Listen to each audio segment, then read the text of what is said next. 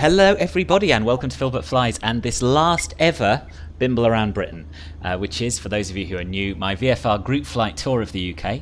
Set off from North Weald about 8 months ago, and we've travelled all the way up to the northern tip of Scotland and most of the way back down the east coast. So we are in Norwich at the moment, and we're going to fly from here down to Southend and then up the Thames estuary, have a look at some London landmarks, and head up to North Weald, where I started to finish off.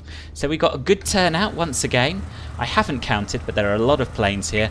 The delayed start was due to a new bug, or well, I don't know how new it is, but I wasn't aware of it, with custom liveries. If anyone in the vicinity has a livery that someone else doesn't have, then it causes the sim to basically become a slideshow. So yes, anyway, we're in default liveries today. No Filbert Flies livery, unfortunately. But the main thing is the sim's working, and we can get going. So we're going to taxi to runway 27, and if you'd like to follow me, I shall show you where we're going. Oh, Steve's already off. Not hanging around. Sorry, I wasn't being impatient. No, I thought if you're going to be playing around with your engines and things, I may as well be getting there. Yeah, no, fair enough. Less traffic. Yes. I'm following you. I have no idea where I'm going. Basically all the way to the other end of the airport. If you're following me, you're lost. No, you're going the right way. I know, I'm just teasing. So talking about Norwich, Alan Partridge is back on the BBC. Yeah, I saw that. Yeah, I think is the first episode recorded actually. Oh, what a gentleman! Else leaves in the BBC, isn't it? Crash to desktop.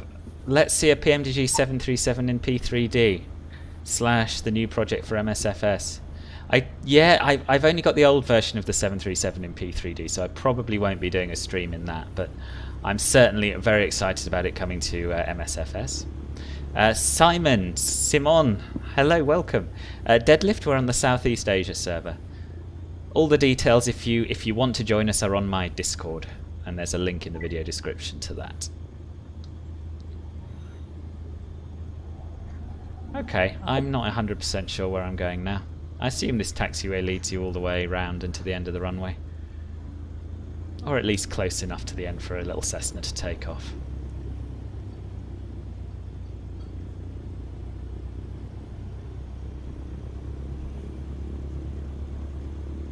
Anything new happened with the fly-by-wire while I've been away? Well, the custom autopilot and fly-by-wire have been integrated into the development build, and I believe Red 5 Airways, is that Ian, do we think? Ian, if you're here, welcome. Yeah, so that's new, and they are implementing their custom LNAV with the help of Working Title.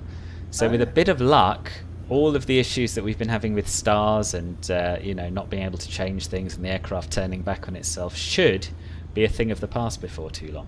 Right. So go. I'm still waiting for the update for the CRJ. Oh yeah, the second update. Yes, me too. He said it was going to be like 10 days, and that was over 2 weeks ago. Yeah. The CRJ is getting an update. It Did is. he say he's going to get one? Yeah. Yeah, he did, yeah. Yeah. I mean, I've been landing just using, the RNAV approaches and not using the GPS, the what's the name at all. It lands fine. And just hand fly it at 1,000 feet. I think it's the people who can't hand fly at 1,000 feet that are complaining the most. Filbert, are we flying at 1500 today? Yeah, give or take. I'm just looking at your map that you've sent, the elevation. Oh right, yeah. Yeah, we're not going over any particularly high ground, so 1500 sounds about right. What I'll do is I'll line up a little way along, and then hopefully there'll be room for you all to line up behind me, and we can go together. Are you in the orange? No, I'm in the default livery. I think we all are, aren't we? What are you seeing that's orange? fact, sorry, it wasn't you. I can't see you all of a sudden. I'm looking at Red's Airways. Oh, you're right at the beginning. Sorry about that. You're part way down, aren't you? Yeah, I'm halfway down the runway now. Have you taken off? Have you rotated? No, I thought I'd stop here, and then everyone can line up behind me, and we'll go together. What's your weather setting again, Philbert? A few clouds. Thank you. I've changed it. Philbert, have you rotating for us? Pardon? What's that, Steve? I didn't say Sorry, I No. wondered if you'd gone rotated or whether you're waiting for us. No, I'm waiting for We're you. going off. So you can all line up behind me, and we'll go together. I did some real-time weather, but it's dreadful. It is dreadful. Yeah. Formation, are we? Yes. Just gonna nip forward a little bit. Has the weather only become bad recently? Because I had a look at this earlier on this afternoon and it was looking alright. Yeah, I think so. The forecast was for it to be a lot nicer than this, but yeah, there's a band of cloud and rain moving across the country, I think. It's similar here. Hello, Rox. Yes, this is multiplayer. We're on the Southeast Asia server if you want to join us. Hey, you right? Hello, Lewis. How are you? Good, thanks. I've Good. got my Southend facts. You got yourself what, sorry? Southend facts. Got it lined up on my phone. Oh, right. Good, good. I'm trying to use as little Wikipedia as I could, but I failed. Yeah, I thought I had enough knowledge about my own hometown, but yeah, proved me wrong. My own mind. Well, anytime you want to chime in, then it'd be good to hear from sure. you. Philbert? Yeah? Get a screenshot from the very front. It looks highly impressive looking back. Can I get a screenshot? Yeah. Yeah, if you look back now, everybody's in line. It looks pretty good. Yeah, that's what I'm looking at. I might even turn off the old labels quickly so that I can get a screenshot without them in. Traffic nameplates or what have you. I'm nearly with you. I'm not quite. I'm right at the bottom of the runway. Please Okay. No, but I've just turned nameplates off, so I might not be able to, even if you were right by us. Right, I'm going to turn them back on so I can see who's where. Hello, Riley. How are you? Fortunately, way down south, it doesn't look much different. No, I think this is pretty standard at the moment, isn't it? I see in different plane. It's the SR-22. Yeah, people do turn up in different planes. I try and get everyone to fly the Cessna, but they don't listen to me.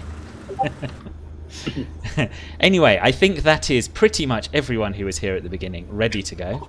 So let's take off. And initially we want to make a left turn to heading 105, I think that is, but it's just hidden by the 105 it Correct.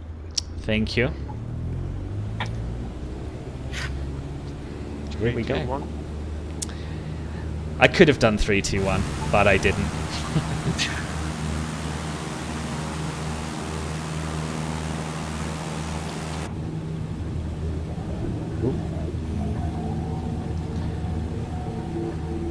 So yes, I am missing the 152 mod, I must say. So we'll climb straight out to I don't know, 600 feet or something, and then we'll turn round. Flying to Madrid in a racing plane sounds good, Riley.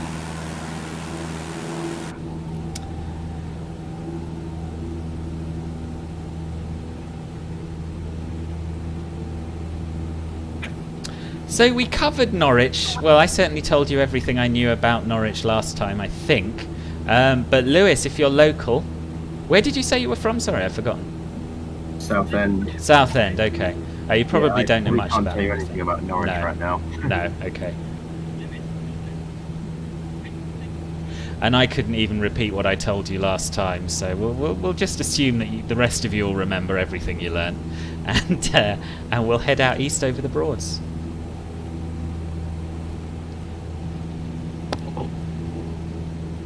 Look at that.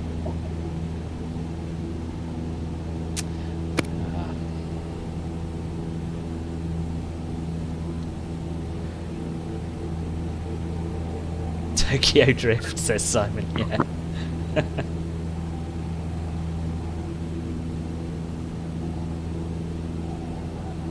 Right, let me zoom my map out so I can actually see where we're going. Okay.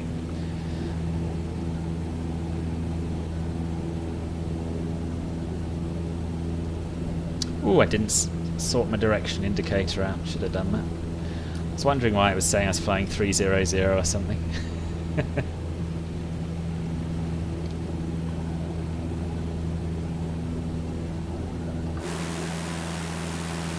So goodbye to Norwich.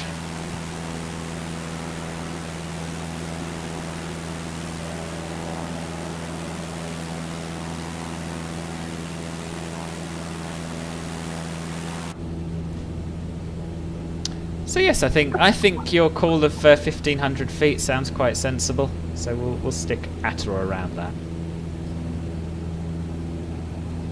Hello, Macoast98. Thank you very much. Welcome to the stream.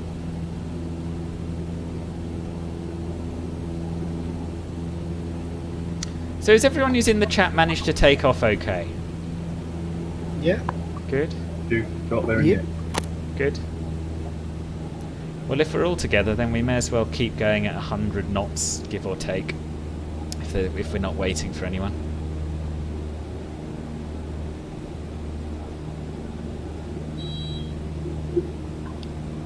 Douglas, you wish you could participate. Yeah, it's a shame you can't. But although this is the last Bimble around Britain, there will be more group flights to come, so don't worry too much. There'll be other opportunities. Don't worry, Douglas. I'm feeling the pain as well. Yeah.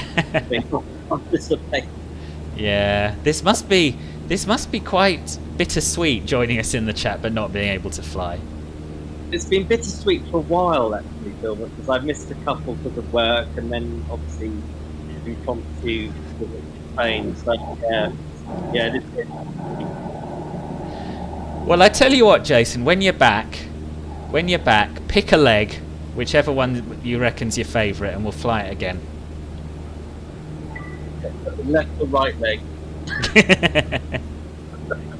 Yeah. Okay. All right. That would be good. Yeah.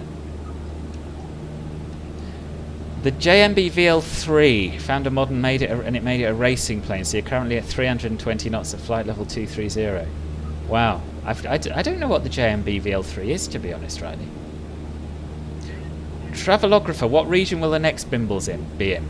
Well, I'm going to take a little break from doing sort of a regular multi-leg group flight, I think, because it'd be nice to sort of not commit to 2 weekends out of 5 when I'm working one as already.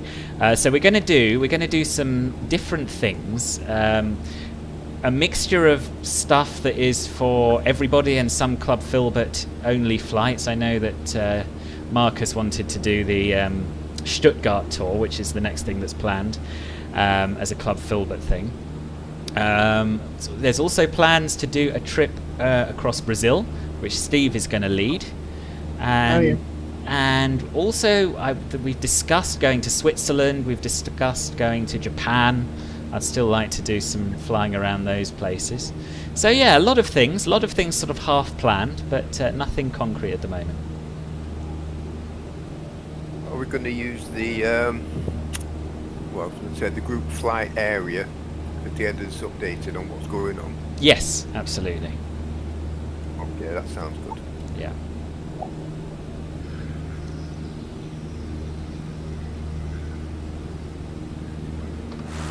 So, we are approaching, well, according to Google Maps we're approaching, we may already be over them, I don't know where the boundary is exactly, the Norfolk Broads, which is a very pretty part of the country. And it's a network of mostly navigable rivers and lakes, over 200 kilometres, 7 rivers, and 63 broads. So that's what we're looking out for below us for this first leg.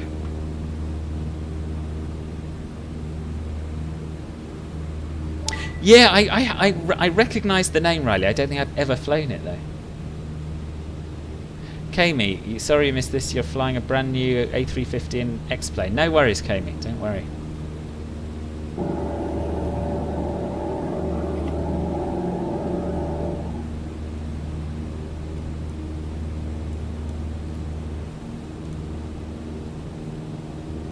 I'm gently trying to slow down, so I can either go around the back of you all again, or hopefully you'll catch me up. Okay, well, we're going to do about 100 knots, something like that.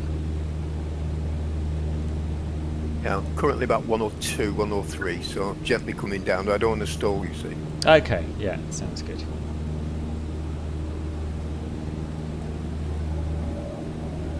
So we're ahead of a Great Yarmouth. We are, yeah. Great Yarmouth, then right, and we're basically following the coast all the way down, past Lowestoft, all the way down the edge of Norfolk, into Suffolk, across Felixstowe, and then ultimately to Southend for a little break. And then a triumphal flight up the Thames, a tour over London, and including my neighbourhood, and then back to North Weald.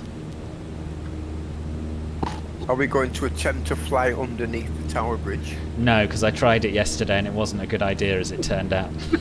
Oh, what a bummer. What a bummer. Yeah. Maybe Sounds over the top disappointing. then, between the towers. Yeah, that sounds doable. We've got to do something. Yeah. And you've got to be at the head of the squadron and roll your wings. You know, they always say the Dartford Bridge, isn't there, of course? Well, for the last part, I might change it to Spitfire. That would have been great, wouldn't it? Yeah. Well, if it's stopped at Southend, I can change there. We'll just have to let you out. Oh, that's true, yeah, because if you don't have the Spitfire, if we don't have the Spitfire, it'll cause that same issue. I'm in the Yeah, it would bugger us. PA44 at the moment, so Oh, that's interesting. Does everyone have the PA44? I don't think we do. I think, but I am in a standard livery. I'm not in a specialist. Yeah. Howsy, do you know if it's just liveries for planes that are the issue rather than planes themselves? It's just deliveries who make the problem. Oh, right. So Well, there we are. You fly your Spitfire if you want. well, we'll see. I mean, it's an outside one, so PA44 is marketplace. So I'll see what Yeah. happens. Yeah, okay. If you're all Even stuck in the Airbus. Even in the Airbus, if you got a different livery, then sometimes it flushes your whole flight plan. Really? I saw that yesterday. Well, that's Yeah. outside as well, isn't it? And it's also a livery problem. I think if it's an outside application in the community, then it's a problem. But if it's in the marketplace, you know, this PA44 I got from the sim, so maybe that's okay. P3D it is. Yes. It's the only one working. You Philistine. And Transition to but the dark side. even in P3D, there are problems. It's not all pink roses. Who wants to hear about Great Yarmouth? Me. Okay, Yeah. good. Is it an audio tour? Thank you, yes. Even more enthusiasm than usual. You're really making an effort to sound interested on this last one, and it's appreciated. So, Great Yarmouth has been a I don't know seaside about that resort since 1760. It's famous for its long sandy beach. It has one of the largest marketplaces in England, which has functioned since the 13th century, 2 piers, and the country's only full-time circus, the Hippodrome Circus, which is just off the seafront. And that is all you're getting on Lowestoft. Great Yarmouth. Great Yarmouth. Thank you. But we're like the flying circus that's just going to go over. Yeah. So no photogrammetry or anything. A lot of warehouses. I don't know how accurate this is, but I presume the AI can tell a warehouse.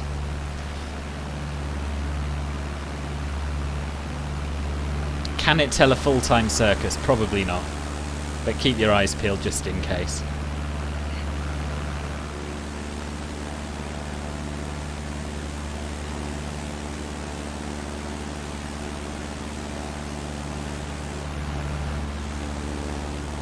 Where's the circus supposed to be? Pardon? Like, where's the circus supposed to be? Somewhere just slightly set back from the seafront. That's all I know. Unless I can zoom in on the map and get a oh Christ, I've just changed my flight plan now. That was a mistake.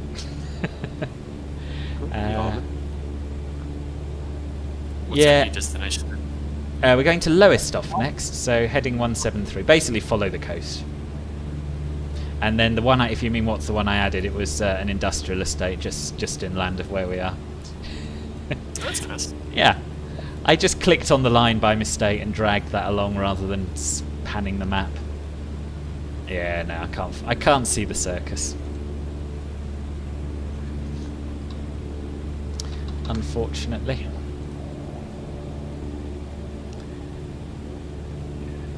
Quite a few caravans down there. I didn't see them. Oh yes, yeah. I think I saw them.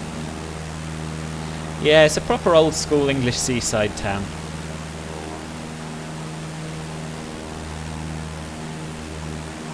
Fish and chips. Yeah. Like every seaside town, to be honest. They've all got good fish and chips and everything, like seaside related, don't they? Yeah. I mean, I have had duff fish and chips by the sea, though, as well. You can't always rely on them. Nothing beats Whitby, though, doesn't it? I've never been. I went in 2018. Yeah, right. It was, and yeah, it was really nice. Oh, really? And the thing is, it's that popular to go to Whitby for your fish and chips. It's a struggle to get into the restaurant. Really? Like, Wow. Like there are a lot of queues out the door in the summer, anyway. At least when I went. Yeah. Do you live up that way then, or is it a bit of a trip for you? No, like a holiday sort of thing. Okay. My mum and dad, they were like, well, I don't know, we don't really have enough money to go abroad, so we'll just go to Yorkshire, because Yorkshire looks like a nice place, and we'll go to Whitby along the way. Yeah. It's in the vicinity kind of thing. Yeah. Wise choice. Very good choice. Yeah, I liked it. My favourite seaside town is St Ives. Oh yeah, it's beautiful down there. And since it became an art community as well, it's really interesting. You can't get in though now for parking or anything, can you? No, you need to get the train. Get the train. Well, you used to get the train from the Land Saltings. They've moved it now to a little town, a little village just a bit further south. But there's a huge car park at the train station now, so it's really easy to get in and out on the train. Oh right, and they've done that deliberately to discourage people from driving, have they? Yeah, yeah. Right. It's always been a nightmare to park in St Ives. Hello Paolo and hello Dingo. Welcome to the stream. Do feel free to come flying with us if you'd like to. Details are on my Discord and there's a link in the description if you want to join. Otherwise, I'll try and make it an entertaining stream.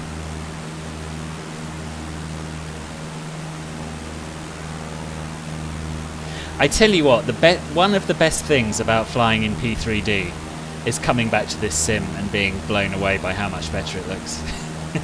Yeah. That's a bit snidey. No, it's true though. It's true. It's true because, you know, P3D has the fantastic planes and I'm really enjoying going back to it after a little break, but it genuinely, it's almost like stepping into this sim for the first time again, seeing all of this. Yeah. You do need to do something with the caravans though. They're all like log cabins. Oh yes. In all the caravan parks. They're clearly caravan parks, but Yeah. It's not a vast improvement. So Lowestoft, which is the town we're over now, if people were not aware, is the easternmost town in the UK with some of the earliest evidence of settlement in all of Britain. Flint tools discovered in the cliffs show that humans have lived here for at least 700,000 years. Lowestoft was formerly home to a big fishing industry, and then it was a hub for oil and gas exploration. And nowadays it's developing as a regional centre of the renewable energy industry. So there you are. Good to know, thank you. You're welcome. So we've seen the most northern point, the most northwesterly point, and the most northeasterly point, and this is the most easterly. Can't remember if we saw the most westerly in Wales. I mean, I imagine we did, but I don't know if I remarked upon it or not. I think Wales was very much the early days of me trying to find fascinating facts about places. Actually, no, I'm being daft. It's going to be Land's End, isn't it? Probably. And we haven't done Cornwall. I decided to skip it for no real reason. Wouldn't you have to include the Scilly Isles? Probably, but mainland Britain. Let's say. Yeah, no, I've never heard anyone refer to the Scilly Isles as the most westerly point. I've always heard it as Land's End or Penzance, actually. I think You're right. Oh no, Penzance is the most westerly train station. That's what I heard at one point. Okay. In the UK, Yeah. Well, maybe at some point we'll have to come back and do a sort of supplemental Bimble around the West Country. I think the Isles of Scilly got scenery for an airport. Yes, they have. Oh yes, it's a nice little grass strip. So the Isles of Scilly have 2 airports, and there's a freeware add-on for which covers both of them, done by Superspeed. I got that off you for about 5 weeks ago. Yeah. So St Justice, lovely down there, and St Malgan. I think the airport's in Cornwall. Yeah. The airport's called, so there's St Mary's Airport on the Isle of Scilly, and that's a proper sort of 2 concrete runway airport. Yeah, that's what I'm looking at in Old Town. Yeah. That's the 2 concrete, and then I don't know where the grass strip is. It's on one of the other islands. I have flown past it, but I can't remember. St John or something, is it? Could be, actually. That rings a bell. Yeah. It rings a bell, but I can't remember. Yeah. After What's almost the weather like in Britain now, guys? cloudy. I've got the air conditioning on here. It's getting sticky. Oh, really? It's getting hot. After almost a year, MSFS scenery still never fails to impress. I agree. And I'm glad you're enjoying the history lesson, Simon. Thank you. Dingo wants to see some formation flying. Anyone wants to do some formation flying? I'm hopeless at it, so I'm just going to stay here, but you're welcome to form up if you'd like to. The plane's too fast. It won't slow down at, you know what, 120. Steve, I can't say it. For 8 months, I've been telling you to bring the 152 so that you can stay with us, and it's too late now. I've tried everything in my power. You've only yourself to blame. I've tried the 152, but I just can't seem to settle. I have to go back and reset all the rudder, ailerons, etc. And it's taken me that long. Each time we come to fly, I think, oh bloody hell, I've not done it again. So again, back up onto the SR20 22. Right, fair enough. It's like an old pullover. Pillow Pilot, hello. Yes, it is a lovely place. Is this your part of the world? Is it, by chance? You're not tempted to join us today? Hello, Mark. Beauregard, hello. Is this live weather? Sorry? Is this real world weather? I'm flying in few clouds because the real world weather is horrible. Well, I'm confused, Phil, because I'm in full glorious sunshine, no clouds, and looking out of my window is exactly the same up in Lancashire. As far as I know, I'm on real. It can't be what. Cloud, I think the Met looked at itself like 10 minutes ago. Is there no clouds up there? The reason I'm saying I think I'm on live is that when you go to the top to bring down your menus in the top sector, yeah, my option for weather is missing. I'm wondering, because I'm on it and maybe set to real, it doesn't give you that option. Pass. I'm not sure about that. I've just turned on live weather briefly, and yeah, it's still very low cloud here. Oh wow. Yeah. I'm watching the stream light on my second thing. I thought it looks a lot better down here in Southend than it is up there. Yeah, well maybe misty rain. Maybe we'll be able to switch to live weather when we get there. Yeah, the Meta said, what was it? A few clouds of, I think that's 420 or 4,200 feet. That was 16 minutes ago. So okay. Not too bad. No. Yeah, in the south it's better. I came from the south to the north, and it was much better. Oh, good, good. This is South Weald, by the way, that we're flying over now. Notice the large amount of green space in it. This is due to a fire in 1659, which devastated most of the town, and much of it was never rebuilt. So a lot of people remark upon the nice village greens and how spacious the little village feels, and that's why. It's because a lot of it burnt down in the 17th century. It was mentioned in the Domesday Book as a fishing port, but the build-up of a shingle bar across the harbour mouth, just trying to find the harbour mouth, here we are, there's the harbour mouth, meant that it never really became a major port. It was home to a number of Puritan immigrants to the Massachusetts Bay Colony in the 1630s. And that's all I have for you on Southwold. A fantastic brewery, Adnams. Oh, of course, yes. Yeah, you get Adnams beers all over East Anglia, don't you? And they are very good. All over Britain, but yeah. The supermarkets, yeah. Roadside things, fantastic beers. Yeah, you're right. Brian, hello. What's going on here is a group flight from Norwich to North Weald via Southend and central London.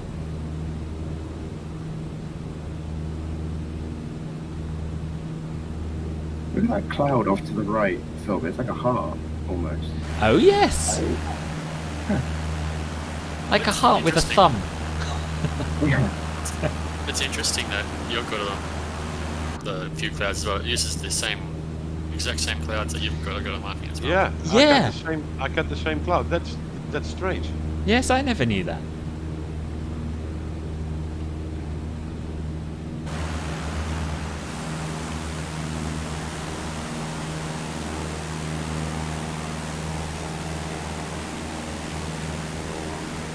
Here we are, there's a little bit of formation flying going on with Wacky here.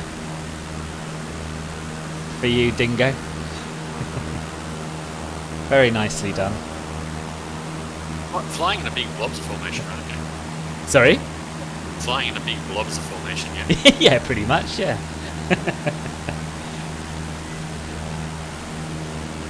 Oh, I've just found Thorpe Ness. That's coming up down the coast. My dad goes golfing there in October. Oh, really? I never knew it was on the coast. I thought it was more inland towards like sort of Ipswich kind of thing. I mean, it's close enough, but it's, yeah. Yeah. I did a walk there, actually. I think I did a walk from Aldborough to Thorpe Ness. Yeah. It's quite nice. Yeah. Quite nice. So we're approaching Sizewell now, which is a small village, dwarfed really by the two separate nuclear power stations. Sizewell A, a Magnox reactor, and Sizewell B, a pressurised water reactor. Sizewell A is decommissioned, having ceased to generate electricity in 2006. The decommissioning process is expected to take until 2027 to complete, and the site is not expected to be cleared until 2008. And I actually went on a tour when I was on holiday with my parents as a child. We went on a tour around one of the Sizewell reactors. I can't remember which one, but it's really interesting. Probably looks like an industrial estate rather than a nuclear power station in the sim, but we shall see. You say Sizewell is going to be gone by 2008. 2008 was 13 years ago. Oh, did I? I meant 2098. It's my writing. 2098. Yeah. Time travel. Yeah.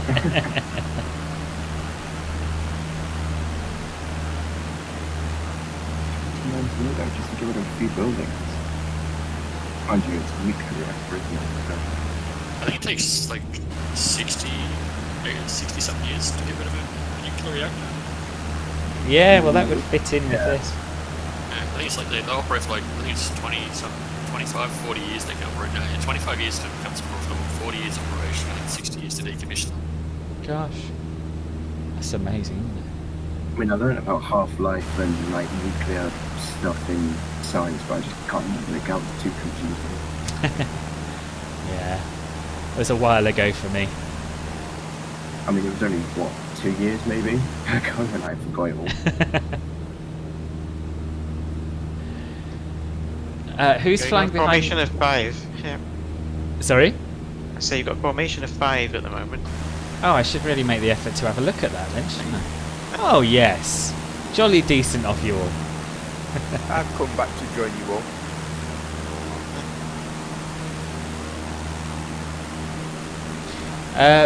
The question, Brian, who is flying behind me? These are These are people who have joined me in multiplayer and on my Discord server mostly. Yes, indeed, Simon.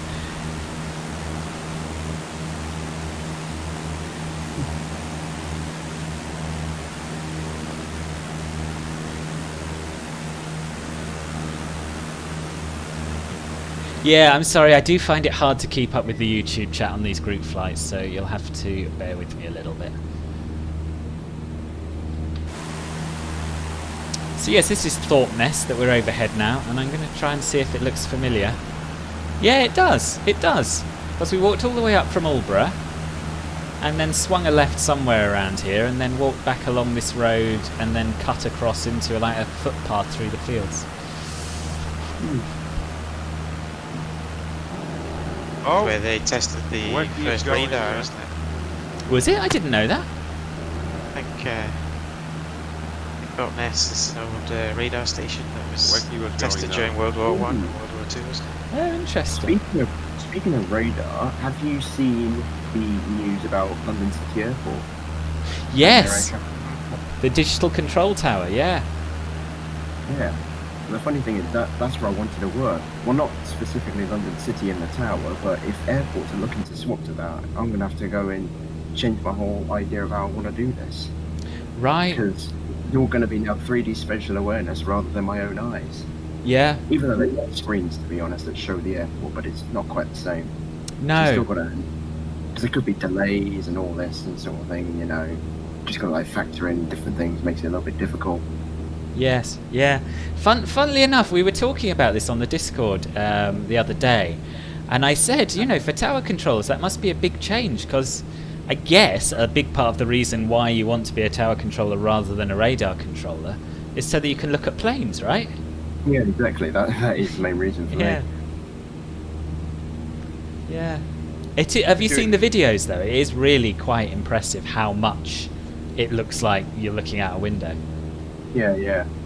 Those 16 screens made all into one sort of thing that show the whole airfield. Yeah. Where will you be in some units in South London?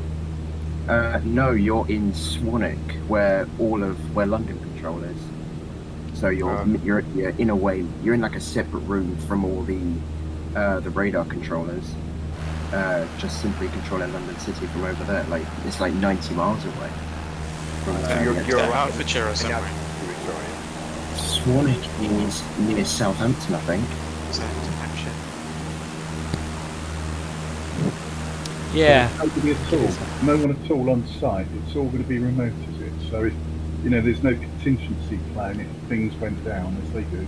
So well, there are people still on site, apparently. So, like, if there is a problem, there are people on site ready to react, sort of thing. Yeah, I think that's what their sort of counter for it is in case things go wrong. Yeah. So they still have people on site in the tower, I believe, as well, but they're not actually controlling it. Just got big flags to wave out the window. Stop. Sitting there with their feet on the desk waiting for something to happen. They've been running both systems, haven't they, for a while it's been tested, I think. Yeah.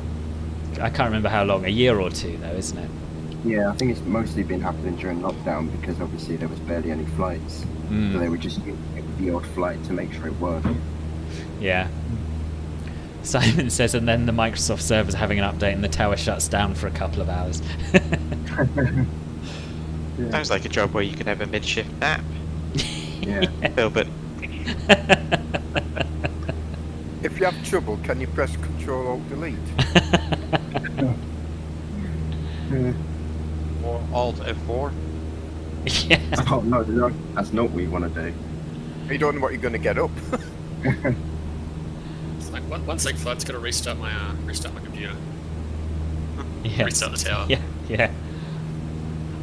Hold over Bovington or wherever. just wait where you are.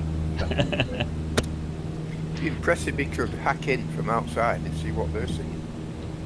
Yeah. It would. I was thinking that they could actually, Well, Yeah. they could actually stream it, couldn't they? Theoretically, it must be possible Yeah, for anyone they to could watch live these stream it, feeds. But at the same time, this new remote thing is a big security issue. Now they've got to ramp up security even more to Yeah. make sure that people don't get in and start ruining things. They've got at the airport, yeah, that's true. They've got a dedicated fibre optic link, though, haven't they, with Swanwick?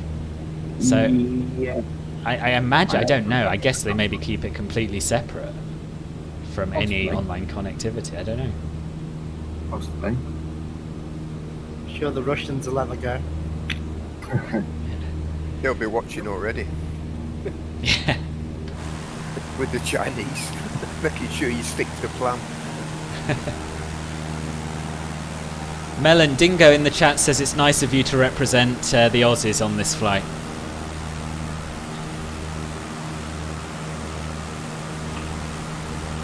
Yeah. Yes. I thought Dingo would be coming up, but yeah, it's supposed to. Yeah, apparently he's got plans. He's scheduled a hookup with a friend, so he can't. And God knows what's happened to Harrison. Haven't seen him on a stream for weeks. I might look at your P3D stream for a laugh, Philbert. Do! See how a proper A320 works. In Legoland. In Legoland. Yeah. Steve, What? you've got P3D. Do you use it? Me? Yes, you, Steve. I don't have P3D. I Oh, have it, but I haven't bothered with it. I did a Okay. trial of the other thing. What's the other thing called? I forgot. Explain. Explain, and my eyes just exploded and I had to shut it down. I didn't get on with Explain. I had it. I didn't get on with it. Are you right, brother? That, I mean, no matter how bad the planes can be in this, nothing beats the scenery, so This is it. I just Yeah. couldn't go to any of those others now. I couldn't for a long time. I tried going back to P3D because I missed the plane sort of a month or two after this launch, and I found it very, very difficult. And yeah, and then Ben persuaded me because he was buying it, and I thought, well, it is daft that I spent all of this money on P3D and the add-on aircraft and the scenery and all that, and I never use it. So I figured I'd give it a go, and yeah, it's never going to replace this. It's not as good as this overall, but it does make a nice change to fly planes that work, I suppose. I've just been playing other games for about 2 weeks because I just wanted a break from this completely. It's Yeah. nice to come back to it. Oh, good. I'm glad you're enjoying being back. Yeah. Yeah, you've been playing No Man's Sky, haven't you? Yeah, No Man's Sky and Crusader Kings 3 and stuff like that. Yeah. Just you need a break from this anyway because you can. I was flying too much every day. Yeah. I know what you mean. Well, I was driving me crazy. So that's the problem. But you needed the break. Yeah. Well, Jason's taking a total break in España, haven't you? Yes. Yes. You're My selling mum. crap on the beach yet? No, I'm not selling any rubbish on the beach. Oh yeah, no. I'd forgotten that. This is the perfect opportunity to start your new career. I had been tempted, but yeah, not. I've been very busy at home looking after mum. So Oh, I would sell up, Jason, and just stay there while you can get away with your visa. well, yeah, I've been inquiring about that. I need all sorts. There's 3 types of visas to go for, and you got to have quite a bit of money in the bank, and it's a bit complicated. So Third country type stuff now, isn't it? what's that? Sorry. Is it third country type visa stuff now? Yeah, so there's 2 types of visas. You've got to have a steady income with one of them, but there's another one where you've got to have X amount in the bank, and then the other one is you've got to have a property worth 500,000 euros. Yeah, so it's all a bit fiddly. So I haven't kind of tackled that one yet. I'm sorry to interrupt, but I propose that we descend a little bit here because we're approaching Felixstowe and Harwich, and there's, well, for those of you who saw in the Discord and downloaded, there's some really good add-on scenery, so we can have a good look at the port and the towns. It looks very good already. does.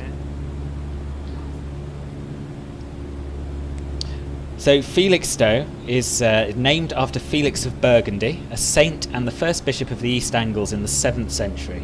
The port is the UK's busiest container port, dealing with 48% of Britain's containerised trade. In 2017, it was ranked as the 8th busiest in Europe and 43rd busiest in the world. Much of the land on which it sits is owned by Trinity College, Cambridge, which I didn't know. Unlike the rest of it. One way to fund the school. Yeah.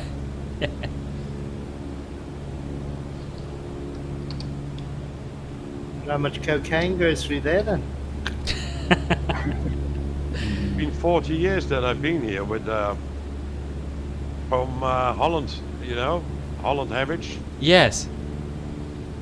With a boat, yeah. Yeah, I've never 40 done years that ago. trip, but I'd like to do it. I imagine there's a lot of drugs that come through here because of Amsterdam. Yeah. Over there. Perfect place. Well, with Brexit now, yeah. Oh yeah. Never mind, not anymore. Doesn't Felixstowe have a World War II history? Odingo asks. I imagine it does, but I don't know much about it. I've tried to keep the facts short and sweet for this one. But yeah, if anyone does know anything about it, feel free to chime in. It's really good, isn't it? This was one of the first places I flew over when I got this sim, and it was just flat photo scenery, a bit like this area here, which is still flat photo scenery. But to have built these cranes, is that an add-on scenery, Philbert, or is that just the default? yeah, it's an add-on to freeware or flightsim.co. Very impressive. Yeah. Oh, I must have a look because I added it on. I didn't know there was anything to look at. That ship on underwater on your right, Bobo. I didn't realise there was Pardon? cruise ships here too. It's like a sunken ship or something, just behind you. Sunken ship? I don't know. It might be a problem with the photogrammetry I'm looking at. I don't know. I think you've missed it. I'll spin round. Yeah, the stream on YouTube is delayed compared to the Discord, so it's like a little bit out of time. Yeah. Well, I'll go and have a look. You do get a couple of sunken ships in photogrammetry as well. So. Yeah, that's what I think it is. It looks like a ship that's like sort of been submerged, or it looks like it has, but it hasn't. It's not supposed to be anyway. You notice that a lot with canals and stuff, like they'll all have the boats and stuff like that, and they're all like half sunk underwater. Yeah. Yeah.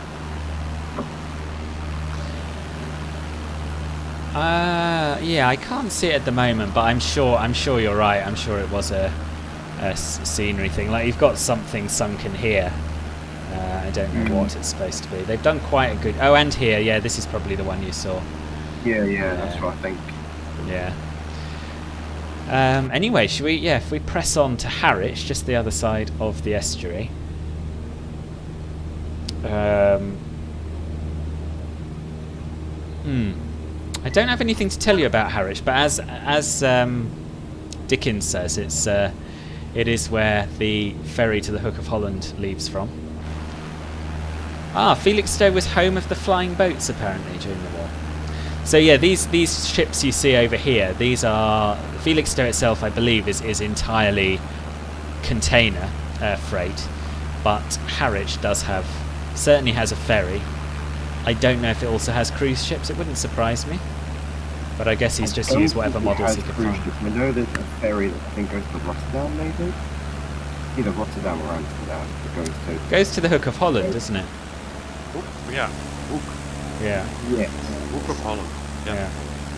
I took a ferry from Harwich to Oslo, blimey, about 30 years ago now. Oh, really? Yeah. Took 2 days. Right. I imagine that doesn't exist anymore. No, I've sure not. not heard of it.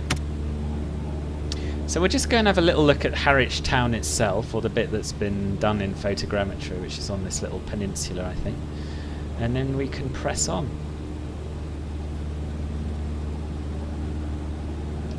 Because it seems a shame to download all this and not spend at least a little time lingering. I'm at Horsey Island now. Are you? Policy Island, I've been there. Yeah. Went camping there. It was an absolute fair. My tent got drained. Oh. Very muddy Mersey Island, isn't it? Yes, Yeah, it is. yeah.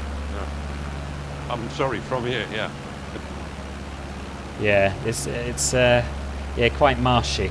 I went there over I don't know when it was, probably summer before last, and we walked the whole sort of perimeter of it, and it's kind of an interesting place, but certainly not sandy. Yeah, no, it's very not that muddy pretty. Yeah.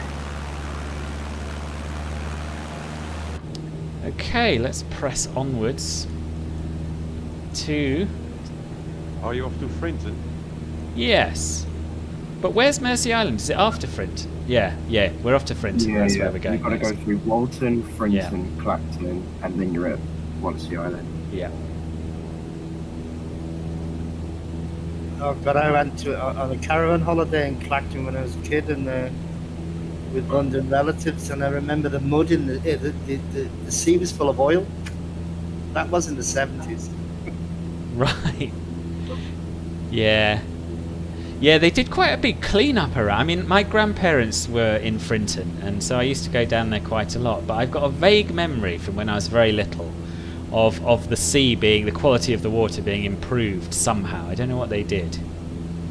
But it got a blue flag, whereas before it was a little bit dicey swimming in there, I think.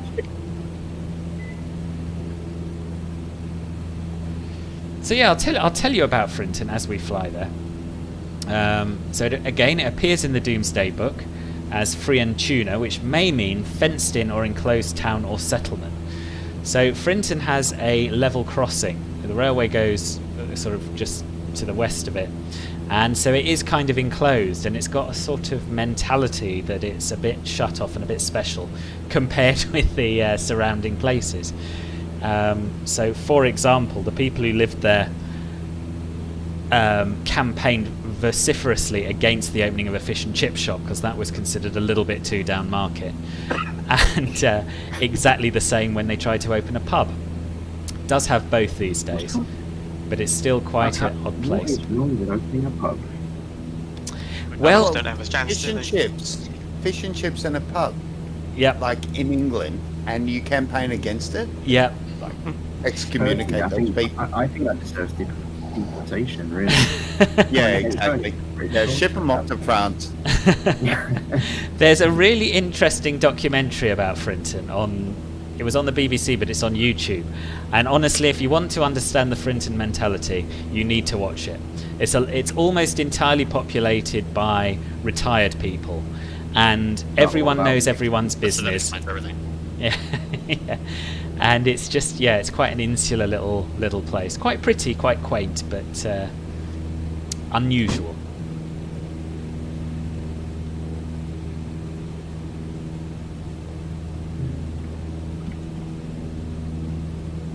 Sorry, I'm not flying with you. Oh, that's all right. Bingo. G'day. Ah, welcome. I didn't know who you were. I've just seen. Hello, Dingo. Oh, Dingo. Hello. We got Walton on the names coming up. I went there with my geography class. Oh yes. To look at like erosion and things like that. And there's like I think it's a lighthouse or some sort of old tower, and it's like really close to the eroded cliff. So in like I'd say about 50 years maybe that won't be there anymore because of erosion. Yeah, I've seen it myself. I can't remember what it is exactly, but I can picture the tower.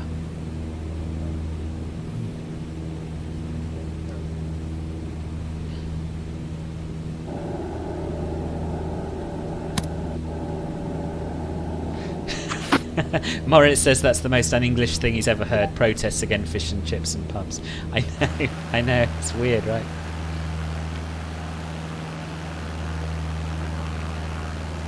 Sounds good, travelographer. Have a good flight. I don't think I'll be visiting there ever.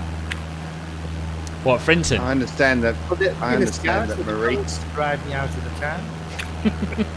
Too common. Yeah.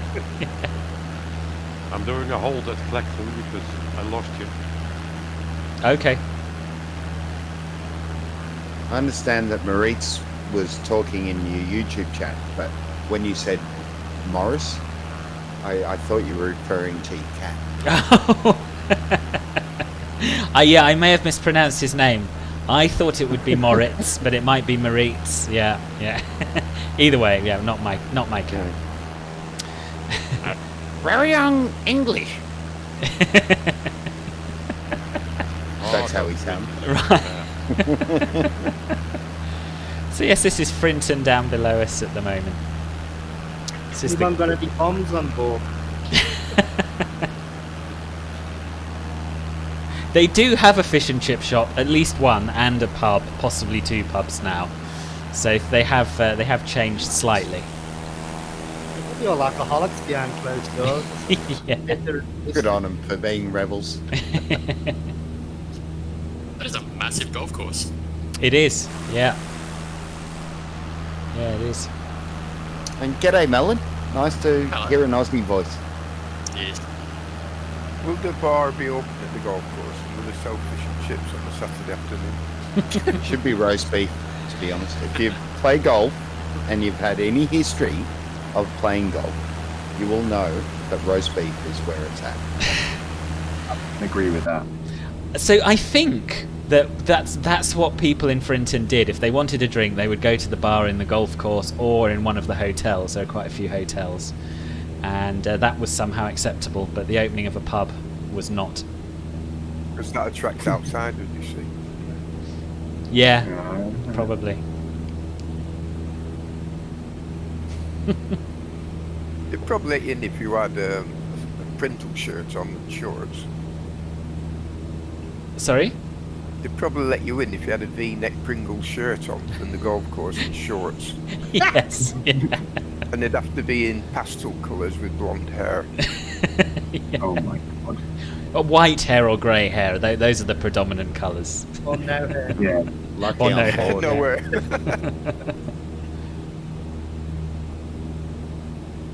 Having done a lot of golf, my partner's the golfer, so I go along socially with her. They're a strange bunch. Really? Yeah, I've never played. We never are. played. We are. It's not I what grew you up think. They're playing they're very gossipy. You tend to think of middle class or middle age, but they're actually quite old, quite set in their ways, and the committees are just it's like fiefdom. Right. So perfect for Frinton then. Probably, yes. Yeah. Wasn't Frinton in one of the carry-on films? I don't know. Might have been. They carry on camping then. So this is Clacton, which is very different to Frinton and rather looked down upon by them because it's just a bit too much fun. It's got a pier, it's got amusement arcades, that sort of thing, and that's very much not Frinton. And a yearly air show, yeah. Yeah, and young people. They have fun. We call it Kiss Me Quick. Yes. Yeah, exactly. After Blackpool. Yeah. I've been here, but I can't remember anything about it. Just the caravan site. Yeah. I've been. The pier is sunk. Sorry? The pier is sunk under the water. Yeah, disappointing, isn't it? That might be real. So going off on a tangent a bit here, but your the food channel, quite impressed with. I was impressed with your diet, Filbert. Your pan-fried sea bass. Oh, well, I don't post photos of all the McDonald's and chips I eat. No, I mean, I'm really impressed with the culinary skills. And Dingo's beef curry looked good too, so... Yeah, I cooked another one just a couple of nights ago. It was beautiful. Yeah, it was a good idea, that food channel, Dingo. I'm finding it quite interesting. It is. Was that Dingo? Dingo, was that your idea? Yeah. Yeah, it was. It's probably my biggest passion in life is cooking. This is Clacton Airfield, by the way. I'll just throw that in there. Carry on. Well, one of the major things that gets me, I'm not going to go on a rant, I'm going to keep it short, and the fact that I've said this means that I've got a lot more to say than I'm about to. But I am horrified by how much people order out in their life. Like, they order food, you know. It's the same with cabs and like scooters, electronic scooters, things like that. People don't walk, People don't drive. People don't, everything's convenience. It's all about ordering. So I'm not going to go on about it, but the amount of takeaway that younger generation eat, and I'm going to be one of those guys. I'm past 50 now, so I can say it. They just learn to cook. Honestly, there's a passion in there. You're going to meet the best wife you've ever met. Learn to do something that's going to stay with you for the rest of your life. And cooking is one of those things. And so I agree with that. Actually, since lockdown, I've actually spent more time in the kitchen. Thought of takeaways all the time is just such a waste when you can do so much in the kitchen. So yeah, I've taken to the kitchen a lot more the last 12 months. I blame Uber Eats. It's just too convenient. Yeah. So many. It honestly, Melon, I sigh every time I see it. If I could just add tuppence in the even though Uber Eats 70s and 80s, I used to teach photography at college, A-level, O-level, GCSE, and a recurring exam question on the practical side would be on the title of Throwaway Society, and the students, because it was an art class, could be anywhere from 17 up to beyond retirement, and everybody's interpretation was of things like scrapyards, public tip. Nowadays, as you're saying, it's everywhere. It's just to throw away. We hire cars or rent them instead of buying them. Houses are rented because we don't buy them anymore. And it's just what we've accepted over the millennia. It's just disappearing. Yeah. Yeah. Everything is short term. Got a problem with lease cars. There's so many cars flood the market. It's so cheap to buy a second-hand car in Britain. I tell you what, every time I think I'm a bit too old to be doing flight sim and I'm hanging out with a bunch of teenagers, you lot remind me that I'm very much not. We're most pleased. Well, coming back to the cook, I learned to cook because my mother was such a terrible cook. So I started cooking myself because she was working and she'd give me. Yeah, I'm good, thanks, Cuba. How are you? Still frozen in the middle, and I just started to learn to cook. But yeah, very good. I left home at 16, so I learned to cook from then. Yeah. So, I've literally fended for myself since then. Yeah. So every meal I've cooked is like everything I've researched, stuff like that. But on a plus note, here's a flip side to. Can I just tell people about Mersey Island a second?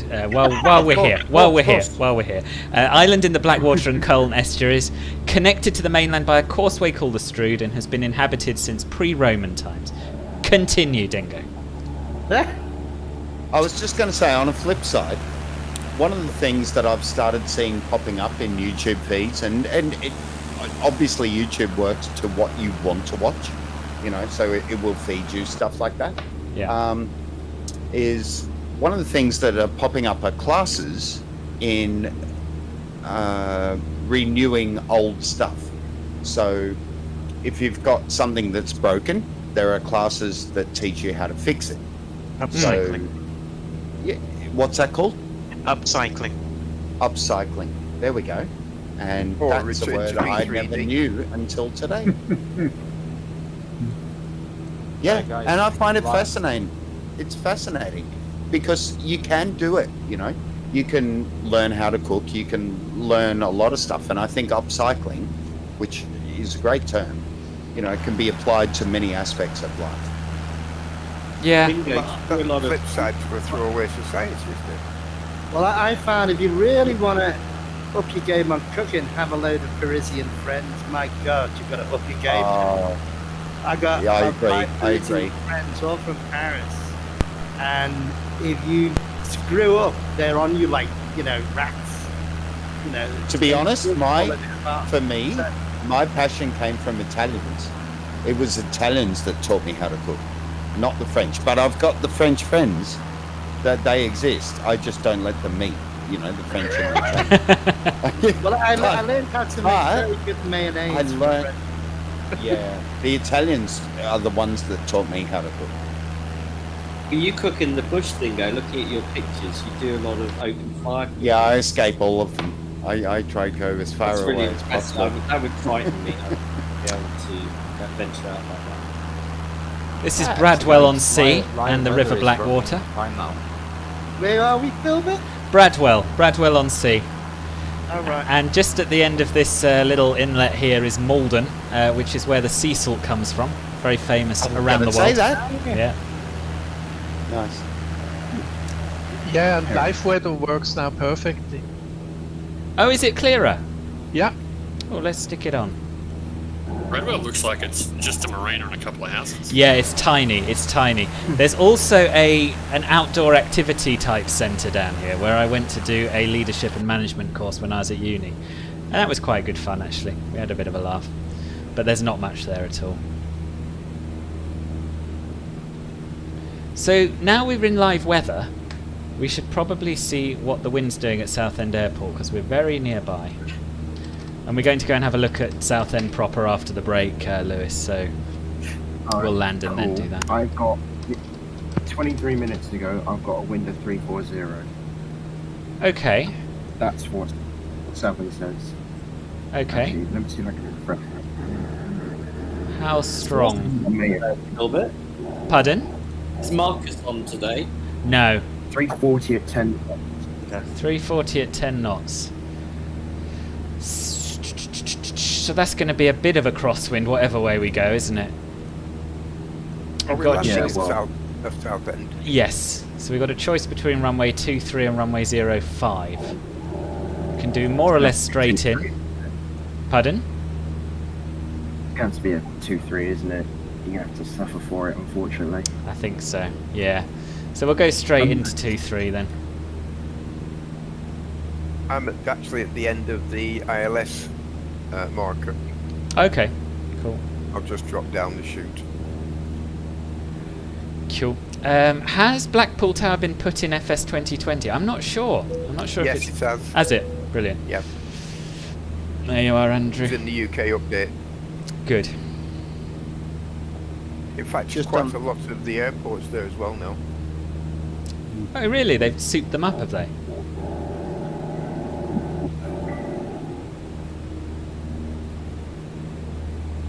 Now I think about it, it could be better to go at runway 05.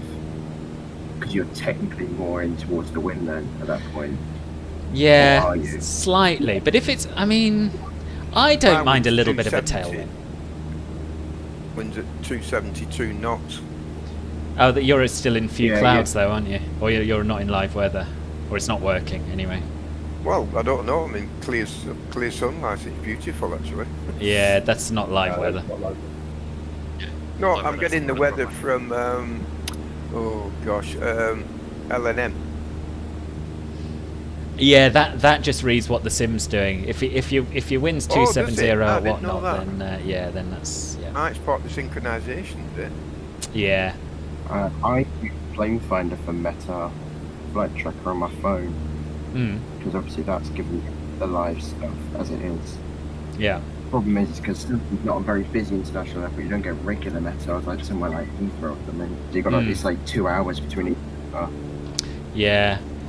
I've got one from 25 minutes ago here saying wind 10 knots northwest. Yeah. 1015 with Q&H there.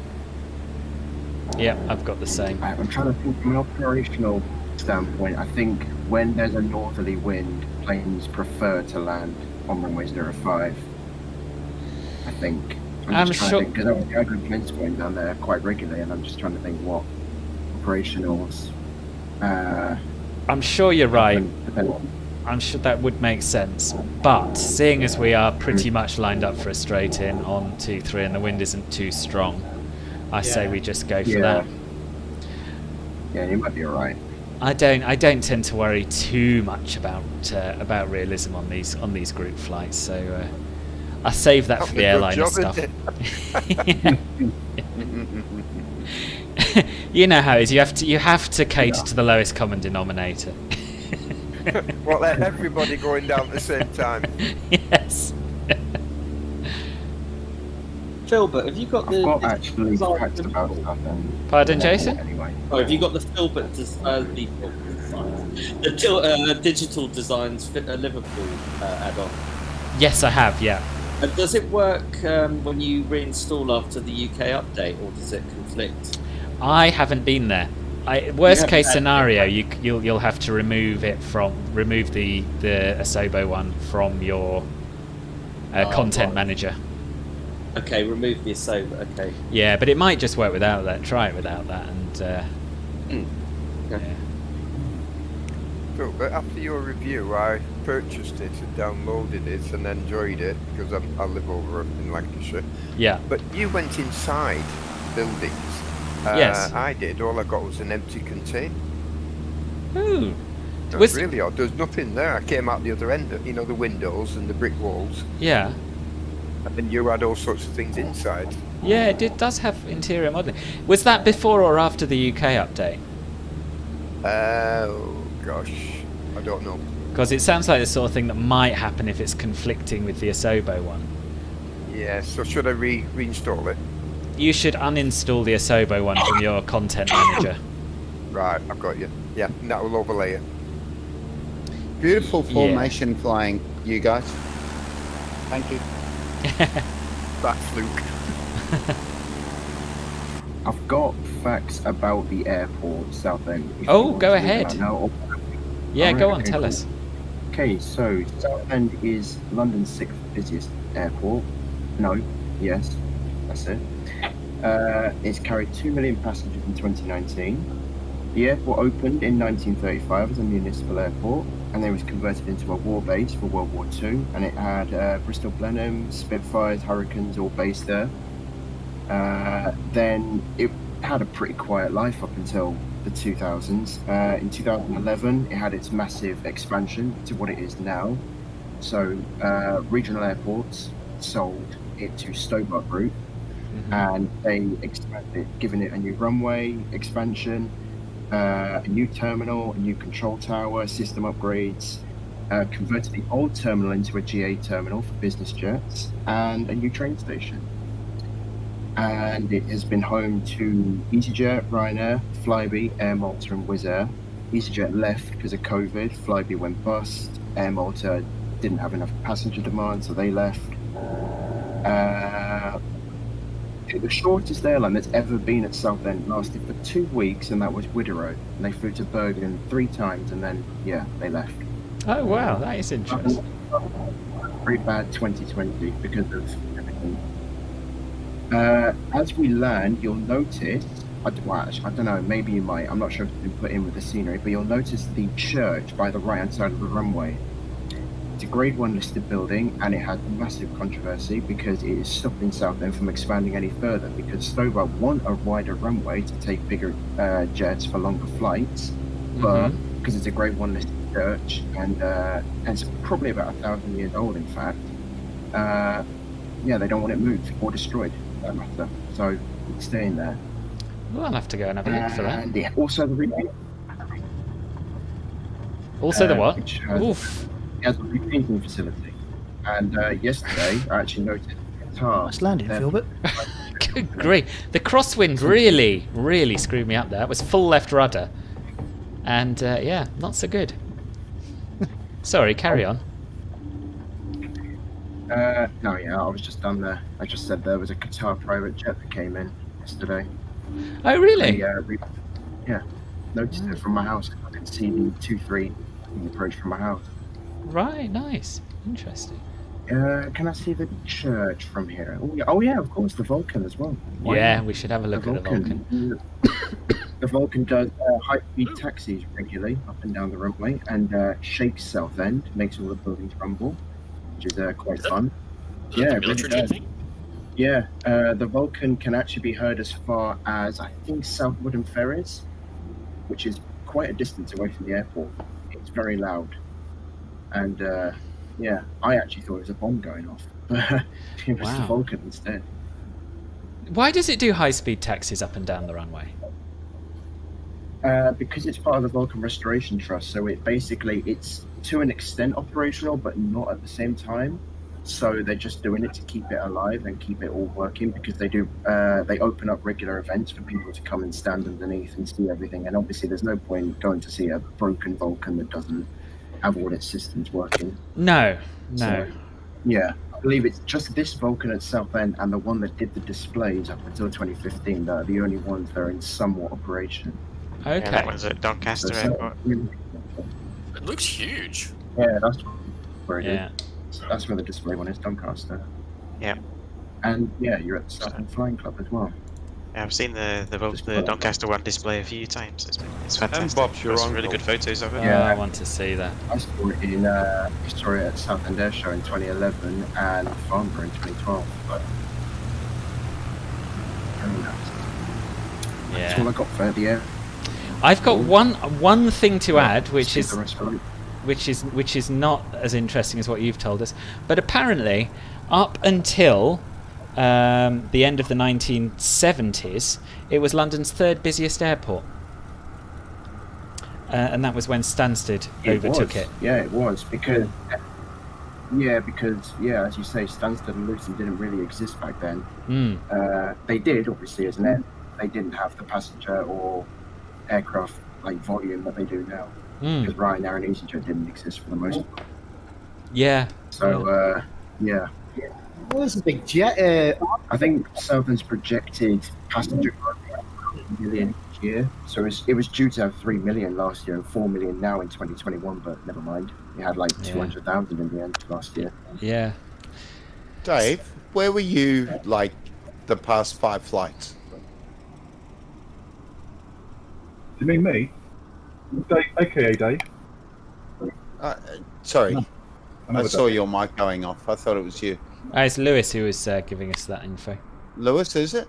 Yeah. Yes. So, hi, Lewis. Where were you the past 5 flights? I actually don't. This is the first time I've been on a Discord call. And I also don't have the We've missed you. You know what I mean? Like, your history is amazing. It's great. It's true. Oh yeah. I mean, you know. Not like Filbert's I don't boring think I've nonsense, eh? Well, you're okay, Filbert, but, you know. you're all right. Yeah. It's just, it's good. It's great to hear the local stuff. Yeah, it is. So, quick question. Where is the next Filbert's Bimbles going to be? So the next thing we're going to do probably is Marcus's tour around Stuttgart and surrounding area. Nice. So as I think it was before you joined the stream, actually, I was saying that I'm not planning on doing a regular sort of every 2 or 3 weeks multi-leg hop at the moment. We're going to do a couple of individual things. So Marcus's thing, Steve's trip in Brazil, and possibly some other bits and bobs like this trip around the West Country to catch up on that bit. And ultimately I want to do a similar trip to this around Japan and one around Switzerland, but not just yet, not at the moment.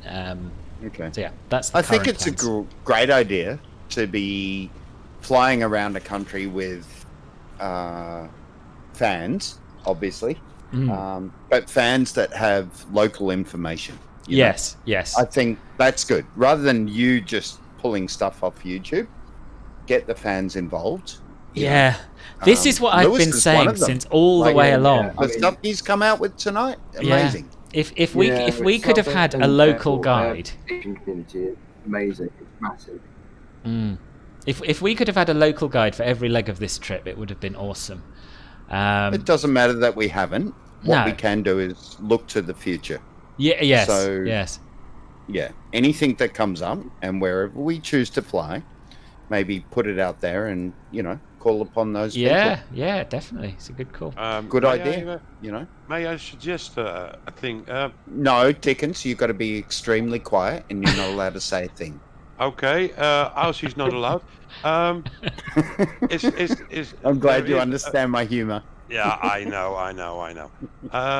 There is a VFR audio thing. Maybe you've heard about it? A VFR audio thing?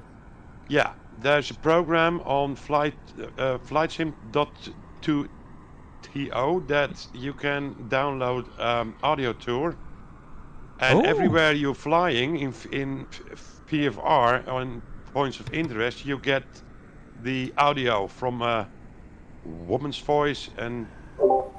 No, I'd never heard of that. Yeah. Can you Would you post a mind link linking in? that in the Discord, please? It's- Like in freeware Yeah. channel, if you don't mind. Yeah, that'd be great. Imagine that. It's called, isn't it called Bush Radio? Bush radio. That's it. Yeah. I'll check it And you out. have to But get, if you can link it, Dickens, that would be fantastic. yeah, Thank you. if you have you have to have 2 programs running, but it's tremendous. It's, sounds good. it's very nice. I would love Sorry that. to interrupt. I'm just going to say hello. I've missed a lot of YouTube chat. Hello, Rodrigo. Hello, Demetrius. And hello, Reese. Welcome to the stream. No worries that you can't stick around, Demetrius. And also, I mean, we are here. We are here for a break. If anyone wants a break, I propose that we take until... Is 8 minutes enough for people if we come back at 35 minutes past? Yeah, should be. Okay. Yep, Obviously, feel free to continue chatting. I'm going to nip to the loo, but I'll be back no later than then. See you shortly. Cool. I like that idea. I think So, that's fantastic. Yeah, and I heard it. If you look at Obsidian End on the YouTube channel. I know him from Yeah, Naval Action. I know him from. And yeah, Obsidian End, and he's got a few examples, and it's very, very nice. Okay, sweet. Yeah. I'm on there. Just please make sure you link it in Discord. Yes, sir. Yeah, Thank I'm on you. Flight Sim 2. And what did you say it was called again? What's the add-on called? Bush Radio. Bush Radio, yeah. Bush Radio. That's Yeah, it. Yeah, link if you can link it in freeware add-ons. Yeah, That would Bush be so Radio. good. Guys, can I And, just ask a technical question? It's about add-ons.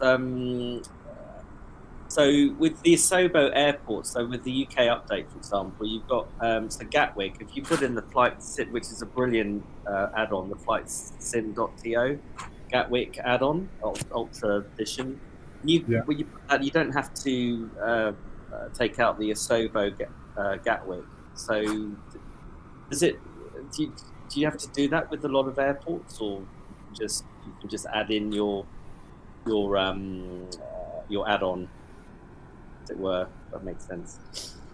Sorry, are you saying keep in the airport or take out the So airport? Philbert said that to remove the Asobo Liverpool and then put in the digital designs one. But I mean, obviously with flight.to you can just add it in. But I can only speak from my experience, and that is with Orbex's or Fly Tampa's YSSY, which is Sydney.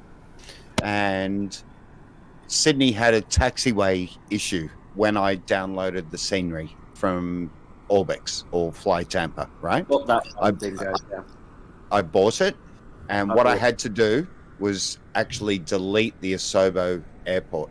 I have not had to do that with any other airports. Okay. Well, it's interesting because I've flown out of Sydney with the Orbex one, and I haven't deleted it, and I haven't had any issues. But Yeah, but you might have not gone to runway 16 right. I probably didn't. Yeah, most people don't, and What's the issue it's with my runway favorite runway. Sorry. What was wrong with the taxiway? So you know where the cars go under the taxiway, like they go underground, and go through there. So when I installed and bought Fly Tampa's or Orbex's, it's the same thing basically. Fly Tampa operate through that.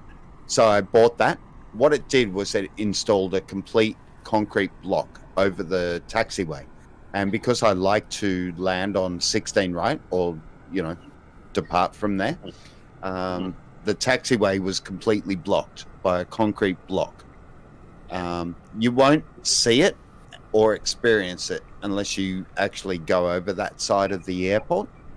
But it was there.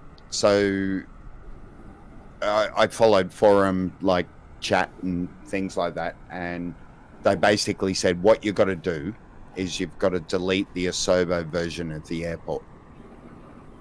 Okay. So I did that, and Fly Tampa's airport corrected it. Like, you know, it's back to normal now. It's a trial and error. You've really got to just, when you install it, if you see any anomalies, just go. But that's the only thing I can think of is like I had the, you know, in response to your question, was I had a similar thing. Okay. Okay. Cool. And the other thing I can recommend, and I heard it before a few people, is a little program called We Love VFR. Anybody knows it? Because I've installed it. I'm back. No, I haven't heard of it. What does it do? I have it.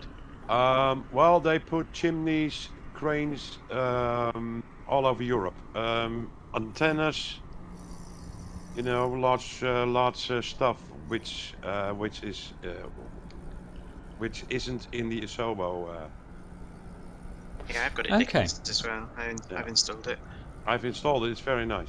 Mm-hmm.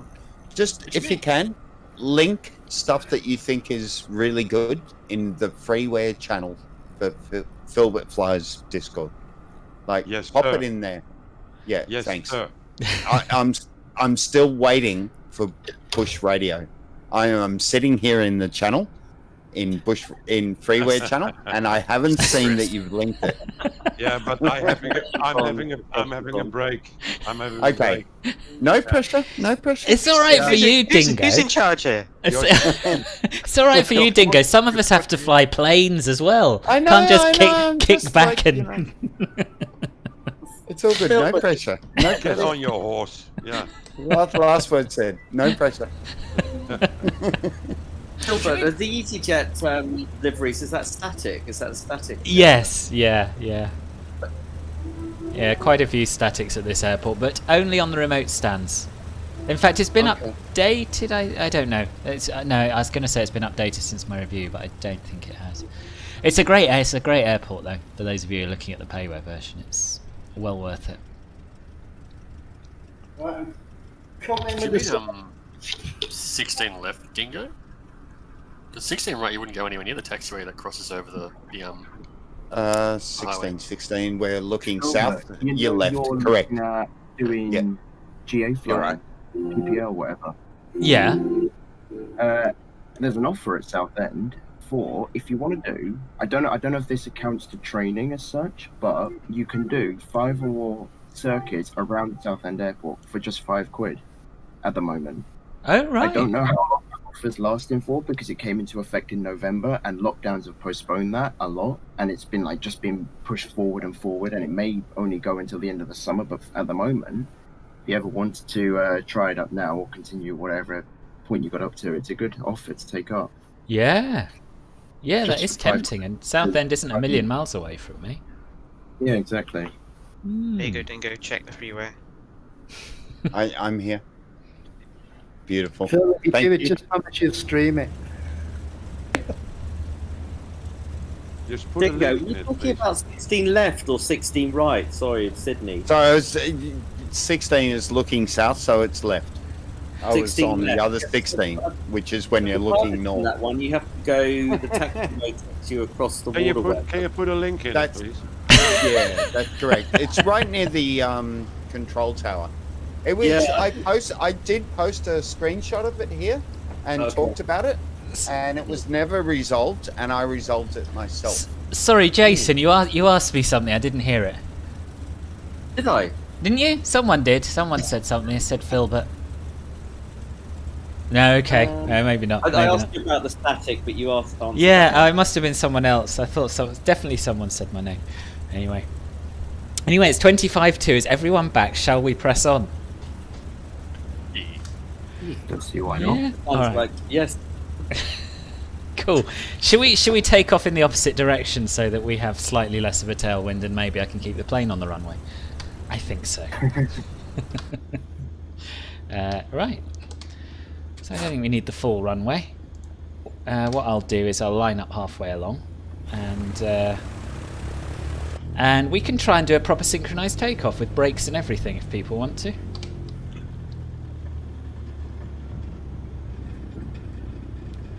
Bingo, I've put the bush dog radio Yeah, one I in there as well. There, it came up. Yeah. Thank I'm right God there. for that. Thank you. Thank you. No, it's okay. I'm not going to hassle. I'm in the Spitfire, guys. I'm doing me wobble pump to get it going. I beg your pardon, Steve. Yeah, I don't. Do you remember the Stoll takeoff video that I posted? Yeah. And you said that's amazing? Yeah. I did it in the sim today, like not planned. It was random real world weather. Right. It was North Carolina. Yeah. The runway height was 4,500 meters, feet. Sorry, not meters. Yeah. And the winds were 54 knots. Wow. And I did a circuit. I tell you what, it was the most amazing thing I've ever done. It was great. Yeah. What were you flying? The Cub? Yeah, I was Savage Cub. Oh, yeah, yeah. Or Savage Carbon, which is the mod. Yeah. But still, I crashed probably 7 times before I actually took off. Right. But I managed to do a full circuit in the thing. Cool. So if I stop here, and if you lot want to sort of line up behind me, you might have to backtrack a little bit, some of you, I don't know, but I think we've got enough runway here. And not only are we going to try and do a synchronized takeoff, but awesome. I'm going to try and do it from outside view. Good on you. Good on you. We did it in the CRJs on the last Club Filbert group flight, and that worked surprisingly well. You can do this. This is so bittersweet. Oh, Jason, I can imagine. I'm sorry. That's it. You can't see me. I'm sitting right onto your right wing there, and yeah, I'm invisible apparently. Oh, I too think close. add to the It's pressure close, by man. 20. That's all it is. Oh no, I've noticed it before when I was parking. It was opposite from me. You couldn't see me. Sometimes with the multiplayer stuff, it just, if there are too many planes, it stops drawing them all. Yeah, I think it might also be because it's, even though it says server, it's probably like peer to peer as well, and being on the other side of the platform doesn't help. Yeah, it could be.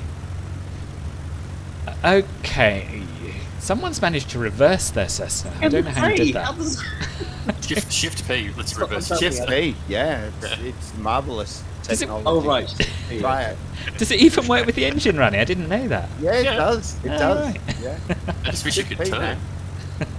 Yeah. You beat me to it, Who is but I'm squeezing? offering that Who is too. squeezing? Who is what, Dickens? Somebody is squeezing. Squeezing? Squeezing. You Squeezing? squeezed. Right, I'm in the Spitfire, so I'm going to go past Can you everybody. put a link in the Discord, please? Okay, so we got Steve. We've got Dead Trait 7254. Just joining us. Once they're there, we'll get going. So the Spitfire's not causing any problems by the look of it. No. Doesn't look like it's loading as a Spitfire though. It's No, weird. It's got that's the only one who's bought it, I think. whatever model it has standing in for the Spitfire, it has it basically riding on its tail at the moment. It looks very funny. Let's have a look in the thing. Yeah. Yeah. Yeah. It's used a generic nose tricycle gear plane in place of a tail dragger, isn't it? You'd have thought they could get that right. Anyway. Okie dokie.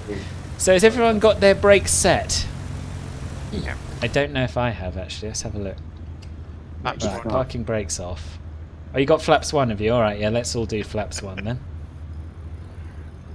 I'm spooling up. Remember Flaps not fine. to squeeze, okay?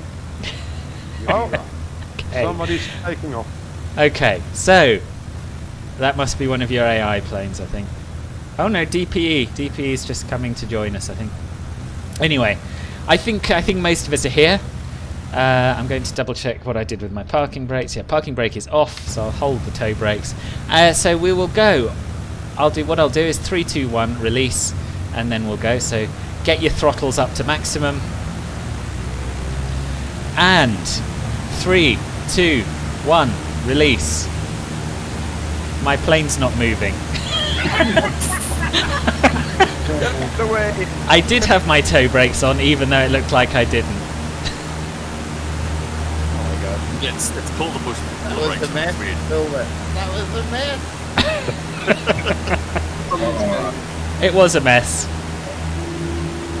It was a mess. But there you are. Another benefit to Club Filbert Silver membership. You can join us and do takeoffs that aren't a mess. Yeah, do it properly. Yeah. See? Was it deliberate? Who's to say? Windy. Who's to say?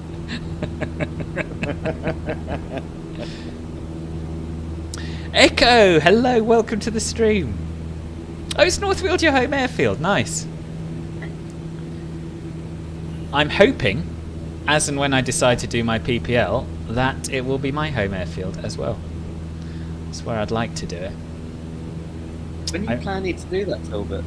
I don't know. Probably after I've had my second jab, and depending on what the state of play is with variants and all the rest of it.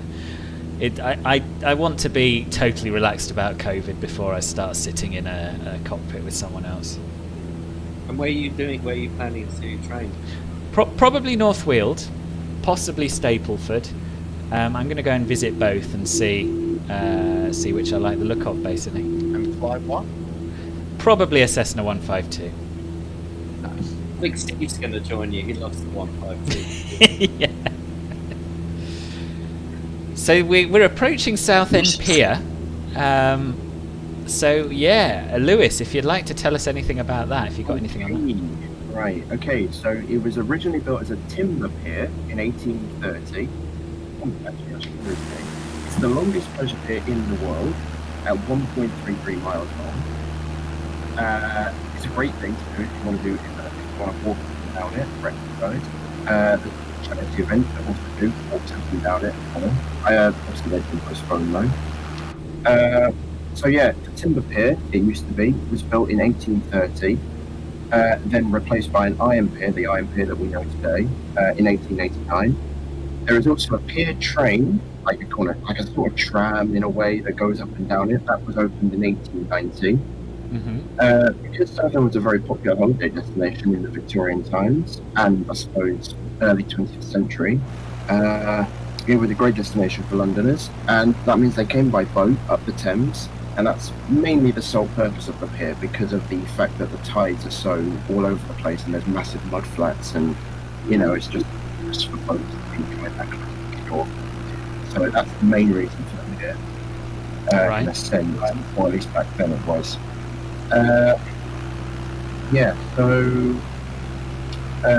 Because it was so popular as well, coming to Southend, loads of people walking up and down the pier. That's the main reason why they replaced it with an iron pier in the end, because the timber had literally just rotted itself down. Right. And over the years, it suffered 4 major fires and plenty of boat crashes, because boat drivers were not qualified to do their stuff. Oh, right. I don't know how they can't see a pier in the way, but then we go, I guess. 1.3 miles long. It served a lot of purposes in the World War. It actually had air defences mounted along it, and it was very useful. It managed to shoot down loads of German aircraft heading into London, one of them, as well as maritime enemy attack as well, stuff then as well. Nowadays, it's a very touristic building, very old, very clunky, and it has, at the end of the pier, you might have just seen a lifeboat station. There's also a cultural restaurant. I don't know if you went there cooking. Have you heard of Jamie Oliver? They've got their restaurant at the end of the pier. Lewis, your connection's not great. You just started breaking up a bit there. You said something about a lifeboat station. Is that at the end of the pier? Yeah, lifeboat station's at the end of the pier. Right. There's a cultural centre, which I don't actually know what's in the cultural centre. It might be just about the pier itself. Probably not Southend as a whole. So Jamie and Jimmy's restaurant, Jamie Oliver. All right. They've got their, they've ever seen their TV show. Because obviously it's all filmed there at Jamie and Jimmy's restaurant. Oh, yes, I can picture it actually. Yeah. It's like a green sort of thing. I don't know if you'll find it now in the scenery. It might not stand out very well because it's such a small building, of course. But I think that's all I've got for the pier. What was the length of the pier? 1.33 miles. Wow, that's a long way. Yeah. I would say longest pleasure pier in the world. I'm just going to interrupt briefly just to say hello to Riley, who's back in the chat, and Echo. So I'm going to have to talk to you if you fly out of North Weald. We'll have to have a chat. I'm glad it's nice. So did you fly to Southend last week, or what? And Simdad the Nomad, welcome to the stream. This is my final Bimble Around Britain group flight. That's what's going on here. So we're flying from Norwich to North Weald via Southend and Central London.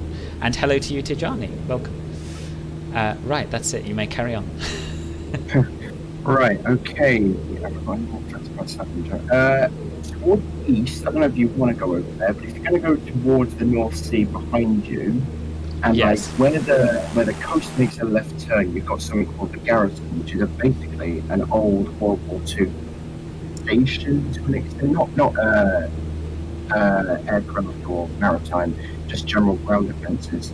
And it's a very big regenerated area with all the houses, all the old barracks being turned into houses, and you can and there's actually all the old gun turrets as well along the coast that you can go see. Obviously, you can't go inside them because it's all rotten and everything, but you can see how it used to be a thing. So I'm just looking at the stream because it's delayed. It's probably right off your nose right now. It's like the very tip of the coastline. So if I'm flying from the end of the pier back to the land, then it's to the right of the pier, right? Yes, effectively. Okay. And we're looking for old sea defences of some description. Yeah, I don't know if they will show up because... Have you got Southend scenery? Like a whole Southend scenery? No. Installed? Is there one? I seem to remember there was one at one point, but I don't know how good it was or whatever. I was just like looking around in case there was a Southend Airport scenery, and I saw Southend like town itself scenery. Ah, I wish I'd known about that. Could have got it. I think it was when the game first came out, so I don't know how good it would be. Yeah, so if you follow the coast, you'll notice now how the land turns to the left pretty sharply. Yeah. And it's at that point there that is the garrison. Okay, well, let's have a look. I don't know if you will see. Isn't there supposed to be like bunkers, things that are sort of out in the water? I don't know. No, I don't think they did have bunkers out in the sea. I don't believe so. I think everything was land-based. At least, if there was going to be anything out to sea, it would be on here, probably. Yeah, Just put it over that point, and it looks very generic. You got the forts further out, which are obviously on the Kentish coast, which were sea defence purposes. And I think the pier that used to go from Herne Bay was the second longest pier in the world, but that got damaged in a storm. So if you ever go to Herne Bay along the Kent coast there, you'll see that there's just a short pier. Now, are we not going the other way, guys? We are. We're just going to have a little look at this corner, see if there's any of these fortresses or anything. Do you see the chimney? Pardon?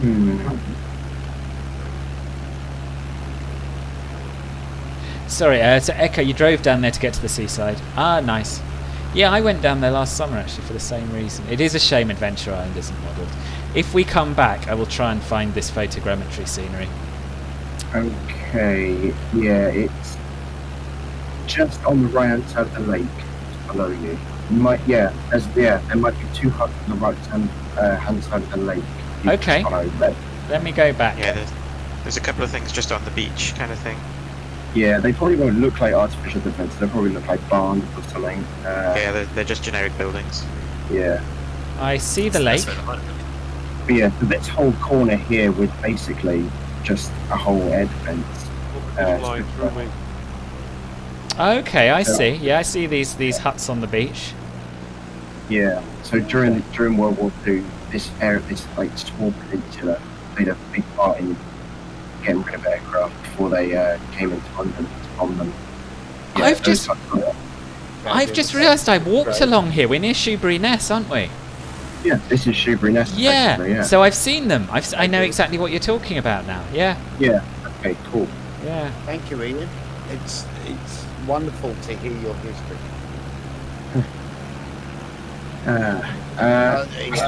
Lewis. Yeah.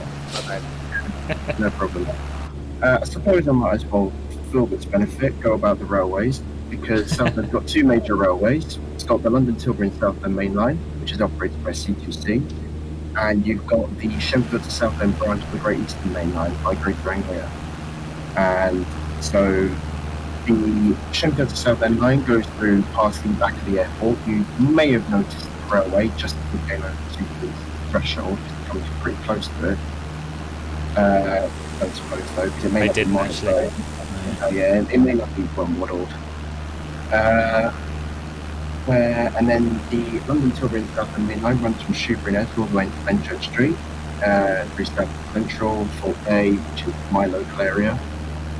And and then that goes on through to Leigh-on-Sea and Basildon and down toward Tilbury and the docks down there, up through Rainham and Dagenham through the marshes over there, and that's into Fenchurch Street.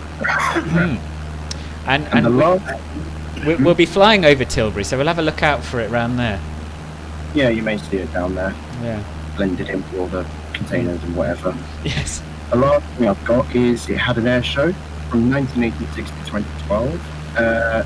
Both started and ended with some sort of bang, because in 1986 it had a Concorde flight past going on a charter flight, European charter flight, and in 2012 it had a EasyJet A320 flight past to welcome the opening of the new expansion, because EasyJet was the launch airline at the new Southend Airport when it was so-called expanded. Oh, I never knew that. We've had the Red Arrow, Typhoon, Battle of Britain, they've all come here, and it was fun because it was free, but then they cancelled it because the council is greedy. They wanted money, they wanted people to pay for it, and no one liked that. They cancelled. In fact, you're actually flying up the railway as we speak. I know, I've spotted it. That's Westcliff station on your right. So this is the London Tilbury and Southend, right? Yeah, this is it. This is CQC.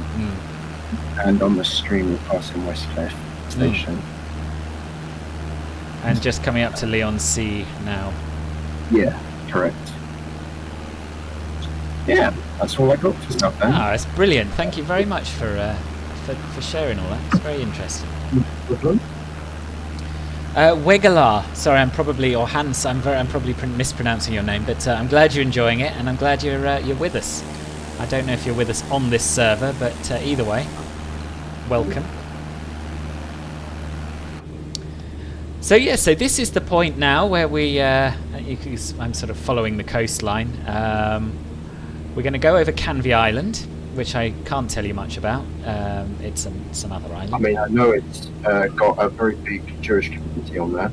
Oh, really? Didn't know that. I can tell you about Canvey. And actually, I think it's about 2 meters below sea level. Oh. So that's the problem with global warming. Global warming gets out of hand, Canvey Island goes bye-bye. Interesting. So it's got some pretty hefty sea defences around it, I guess, has it? Yeah. I think on like the east side, I don't know, you probably won't be able to make it out at all, but on the east side there are some former sea wall. Okay. Which island is it down the Thames estuary where they used to bury the dead, and it's starting to erode, and they're using it as an archaeological site now to look at the history of things? I have no idea. Know. The only other island I know that's off the coast of Southend is the Tewkesbury Island, right off Leigh-on-Sea. I don't think that's got anything particular about it. And I suppose it's Bimbles Island, which is the MOD, but I don't know. There's the Isle of Sheppey on the other side as well, in Kent. Oh yeah, the Isle of Sheppey. Yeah, I'm going to have to Google that. Had never heard of it. The Isle of Grey, haven't you as well? The Isle of Grey? Oh, yeah. Yeah, which is sort of opposite where we are now. So this, for those of you who don't know the UK, basically we've got Essex on the north bank of the Thames here, and Kent on the south bank, the other side there. Yeah, I don't know. Deadman's Island, actually. Which island, Mark? There's one called Deadman's Island. Oh, right, fitting. Yeah, used as a burial ground for convicts 2 centuries ago, and they slowly Thanks to erosion, you see the real history of Dead Man's Island off Kent's north coast is being exposed. Okay. Yeah. Dead Man's Island off it is a little bit inland, a little bit. It's Sittingbourne and Sheerness, basically. Oh yes. Right. So we're not that far. We're sort of just past it, yeah. Right. Yeah, you got to go up the River Medway a little bit to get to Island.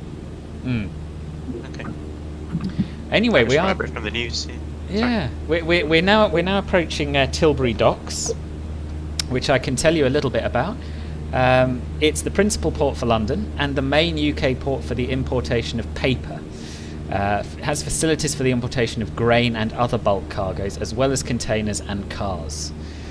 Construction began in 1882, and the site was chosen because larger ships were unable to access the upstream docks in the Pool of London.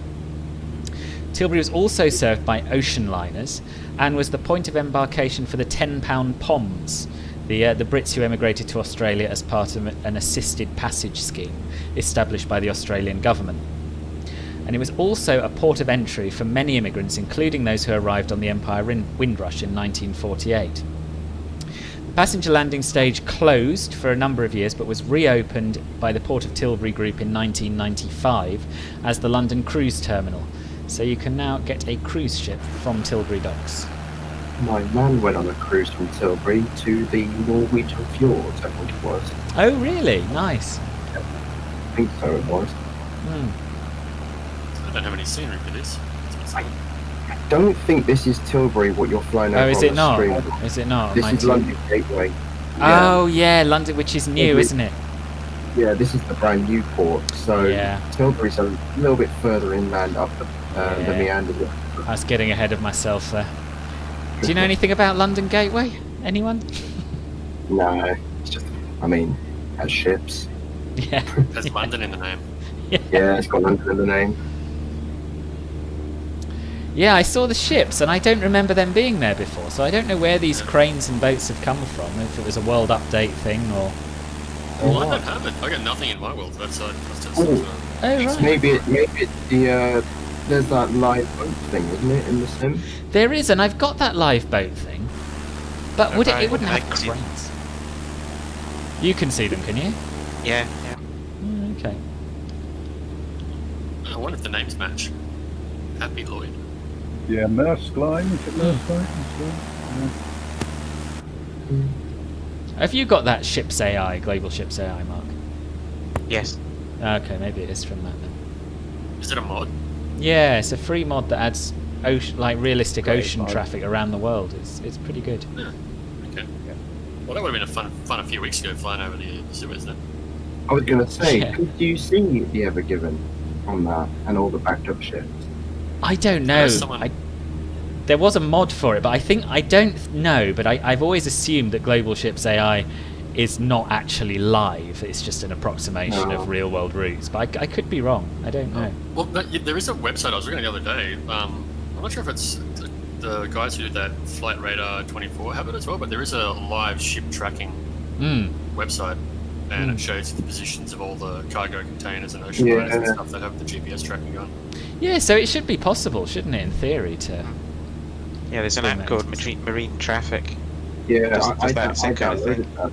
I downloaded it for about 2 days when the Ever Given was stuck to have a look at what the situation was in the Persian Gulf and the Mediterranean, and it was bad. Yeah, there's like 100 ships on both sides of the canal. Yeah, like all the ships were stuck in Cyprus, like waiting for everything to clear up, and then with the Persian Gulf, everyone was just like turning around to go around the bottom of Africa. Imagine that though. Imagine you made the decision to go around the bottom of Africa. Now we have and the then Tilbury Docks film. Yes. Yes, they're just coming into view now. So now I've told you all about them in advance, perhaps we can have a little knowledge test and you can each tell me a fact about Tilbury Docks. Passenger ships. Yes. What? Import of paper. Yes. Oh, Very good.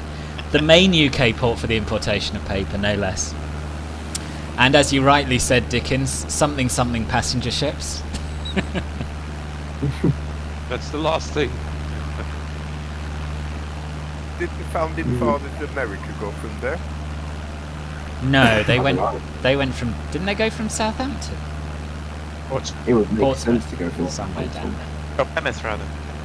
Plymouth, Went somewhere from down. Boston in That was the Plymouth Lincolnshire, Brethren. and then Plymouth Brethren went from Plymouth. yeah, didn't they? Quakers, etc. Somebody went over there from Tilbury. Is that supposed to be a star fort down there that they've got some really random generator building sitting on instead? What's that, sorry? Whereabouts? Just a bit down from the docks, there's like a star fort by itself there, but it's got some random generator buildings on it which just don't match at all. Oh, I see, with like a moat round it. Yeah. Yeah. Oh yeah. Don't know what that's supposed to be. Nobody can see Yeah, the. it's outer called Tilbury generator Fort. Chimneys. That's because of the VFR. So Tilbury Fort, and the buildings are gunpowder magazines, an officers' barracks, and guardhouse. Interesting. Sorry, I'm just going to catch up with the YouTube chat a little bit. Hello, right? You're doing Perth to Singapore on Monday, and you're using the A330. Nice. Oh, and that was a question to Riley. Okay, that's all sorted. Jason and Riley are talking amongst themselves. I don't need to get involved. It's good. So you're saying, Dickens, that your VFR add-on has added chimneys? Added chimneys, a few chimneys, yeah. Right. Well, I've got a lot of ships and a lot of cranes, which I didn't have before, so it must be that Global Ships AI. But not when you downloaded the add-on for Harwich, was there not something else that was in that pack? Did that not? Two areas. There were 2 areas, but well, you could be right. I didn't actually know where the other one was, but it didn't mention Tilbury. No, it was a name I'd never heard of. Yeah, I assumed it was a town sort of right next to Harwich or something like that. Is that Parks? Was that Parkston? Yes, that's right. Yes, Parkston. What's Where the is name that? of this bridge? This is the QE2 bridge, which was opened in 1991 by the Queen, and at the time of opening, it had the longest cable-stayed span of any bridge in Europe. The only bridge across the Thames downstream of central London to be opened since Tower Bridge in 1894. Wow. There you are. Got Has more. it been modelled, I think. It's definitely part of the Orbex London landmarks. Yeah. The bridge that's there for me looks a bit basic. Are we going under it, Philbert? I haven't tried flying under this one. I wouldn't recommend it if you've got crash damage detection turned on. Well, But you have to do the gear up. yes, yeah, I'm tempted to have a go. I think you should. I'll have a go. I'll take one for the team, and the worst that'll happen is that I'll end up in the water. I'm going to watch it. Okay. I'm definitely going to do one on the Spitfire. Oh yes, yeah. Be rude not to. Okay, I thought I had the Orbex thing installed for the London, but maybe not because I don't have that bridge. Yeah. Queen Elizabeth Bridge. Yeah, Queen Elizabeth II Bridge, QE2. The second. Yeah. I'm sorry. Yeah. Is it the Dartford Bridge? Yes, also known as the Crossing, Dartford yeah. Crossing. I used to have to go across this every day in the car. Every Queuing. time. Yeah. So it was built to relieve pressure on the tunnel, basically, which was built quite a long time before it, and is now used for traffic from south to north. Yeah, it's a little bit of a crunch as you go under it. But Got you on video there, Philbert. but it can be done. We got hover cars on the water. Yeah. Bit of a squeeze, wasn't it? Yes. Anyway, yeah, feel free to give it a go. You can get under it. Tower Bridge you definitely can't. It stops you dead. I don't quite understand what the sim is thinking by making a sort of crunching noise as you go under it, but still allowing you to fly past. It doesn't make a lot of sense to me. Anyway, I'll do a little loop for those of you who want to fly under it. No rush.